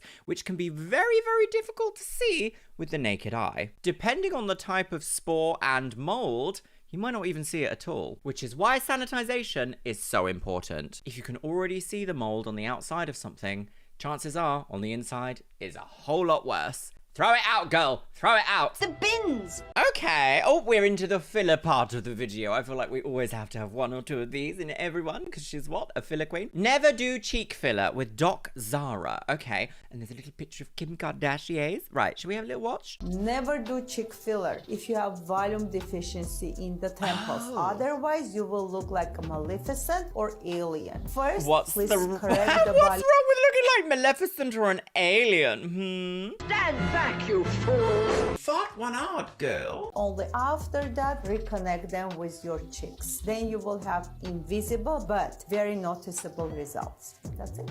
Oh, interesting. So I myself am no stranger to a little bit of cheek filler. I wouldn't say I have the most full temples up here though, do you see? But I really like high cheek filler. So when I first started getting cheek filler, I went to my first practitioner and they would kind of fill my cheeks in what I would consider like a natural placement. They would kind of put them a little bit down and it would make my cheeks look fuller front on. Since meeting my new practitioner, hello Roberto, I've actually actively requested my cheek filler to be placed slightly above that location to actively raise my cheekbones up as opposed to just out. So not only am I getting that little bit of extra volume, I'm also getting that little bit of lift. You can, however, get temple filler. Personally, for my tastes, it's not for me. However, I know that there are a lot of dolls specifically out there that also look to soften the bone here by having that little bit of temple filler, which can create a little bit of harmony to the face. I've said this before and I'll say it again. I like pushing my look almost up to the edge of what is considered like natural and neutral. Maybe just teetering over the edge of that slightly. But I always know if I've gone too far because I feel suddenly deeply uncomfortable with the way that I look. So if you are wondering what I have 0.5 ml of filler in each cheek currently, and I believe it's Revelax Deep. And it's been placed slightly, only ever so slightly higher than typical placement. A witch. So I do feel like sometimes this is the case we see with facial fillers, is that a lot of practitioners kind of see it as a one size fits all. You go for lip filler and you just get lip filler. You go for cheek filler and you just get cheek filler. You go for chin filler and you just get chin filler. Any practitioner worth their weight in gold will consult with you to find out your final goal for your final look. Because my first practitioner, when she placed cheek filler here, quite low and for extra volume here, that wasn't the look I was going for. I love the uplifted, neutral, more Maleficent style look. And I wasn't asked about that. So make sure you choose your professionals wisely, my loves. And ultimately also think about where your look's going to end up, because you need those features to still be in harmony. If of course you're not going for a super extreme look. Well, thank you, Dr. Zara, but I don't necessarily know if personally, for my personal tastes, I would agree and say if you want cheek filler, you also have to have temple filler. I don't know if I would agree, but I'm not a doctor. Bimbo! Right, what's this one? Okay, we got full face of TikTok trends. Oh my God, look at that skin. Gorgeous. Is that a cup of water? I feel like we've seen this a few times. Right, come on then. Come on then. Give me what you got, girly. Full face of TikTok trend. Oh gosh, this is very... See, no. It doesn't. No. Immediately. Sorry, I have to pause here. We've seen so many times people pouring literally like 1 or 2 drops of foundation into a bucket of water and going, oh my God, full coverage glam. That physically cannot happen. These people are lying to you. That is not true. You cannot dilute foundation by 1,000 times and expect to have full coverage foundation at the end of it. Sorry, that's just lies. Lies! Social media lies! Who would go on the internet and lie? It doesn't, no. Okay, lifting concealer. Wait. The lifting concealer? Wait, lifting concealer? Is that a trend or is that just doing makeup? I've heard pictures of my titties 3 times so far, and I didn't quite expect that, but copyright music who? I believe that product is the Touche Éclat by YSL. Could be a dupe. I know that Revolution Beauty also does a dupe that looks very similar to this. Lifting concealer, absolutely. Great placement. You just have to kind of think anywhere that you want to add light and uplift is where you would add your concealer. I feel like this kind of information is a bit redundant now with how great social media is at spreading good information about makeup. It's also terrible at spreading bad information about makeup, but there we go. Neither here nor there. Okay, next. Lifting concealer. Concealer and blush. Concealer and blush underneath the eyes is a great idea. It kind of reminds me a little bit of color correction, I'm gonna say. But also, you have to exercise caution because as we saw in a couple of videos ago, if you put too much pink on, you just end up with a pink face. You haven't corrected any color, you've just added pink. If you find yourself wanting to try something like the blush and concealer trick, but you find that it is a little bit too pink, try a liquid bronzer underneath the eye first because it's slightly warmer and it can counteract those purpley blue tones that can be underneath the eye. Round face contour. I'm sorry, this was so quick. What was that? Round face contour?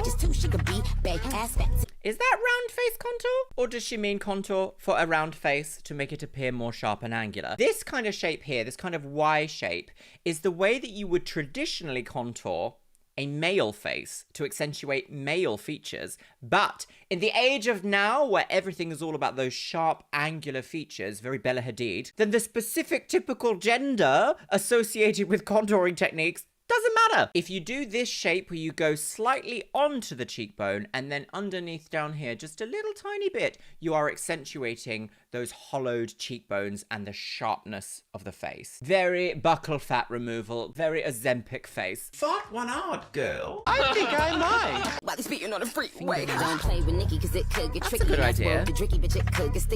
Oh, no, I don't like the lash color. No. Don't nobody want to hear that weak shit hoe. In the game 15 ain't pick yet hoe. Tell that goofy get a chair. Is overlining lips a hack?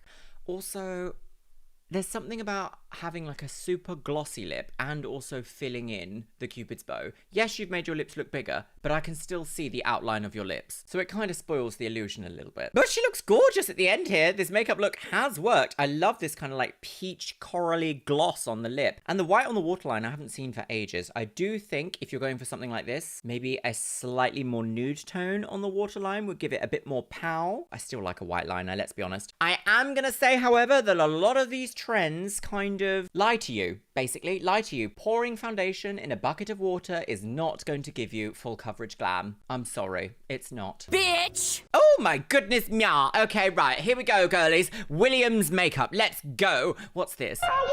Oh no, copyright let. Oh!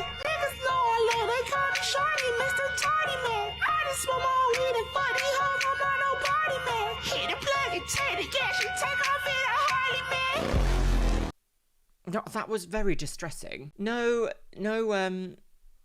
ill will towards this person, but there's something about like being grotesque with makeup that just really upsets me fundamentally. It gives me the same, maybe this is my ick. Oh my God, we found my ick, everybody. Doing this. I understand. Social media is a game. You have to do things sometimes that kind of repulse people in order to gain traction to go viral. Totally get it. Understand playing the game. I don't think you would ever see a makeup artist doing this. I don't know. Maybe Pat McGrath might have it for a next Maison Margiela idea in the pipeline, perhaps. I don't know how you can make it fashion. Maybe she might. However, tricks like this are very cinema magic on the little screen. This person is not going to set all of this like messily blended foundation onto the skin and have it look like a full coverage glam at the end. Think about the amount of powder that you would have to wear to set this. Think about it. You would literally have to like dive into a pool of powder, somehow defying physics at the same time. But still, the point stands. To go from this all the way to this is not going to happen in the same session. While I do think the glam at the end is very strong, very stylistic, very particularly styled, I'm all about matte velvety skin. I don't know what it is about like the modern age glow. I just think unless it's a slight satin finish, it can unfortunately come off as being a little bit oily. I'm just gonna say, on my skin myself, if I touch my face and my hands pull my skin with them because my skin is sticky, I haven't finished. It's not a finished job. No. And also, it's not going to last. It really isn't going to last. So while 10 out of 10 for a creative look and a very strong, severe sense of style, I just love powder. You're never going to take my velvety skin away from me. Never. Love it. Well, my lovelies, what was that? What have we seen today? Honestly, if anything, don't be sticky. Make sure you clean your kit. Those are the two things that I can leave you with on this video, my lovelies.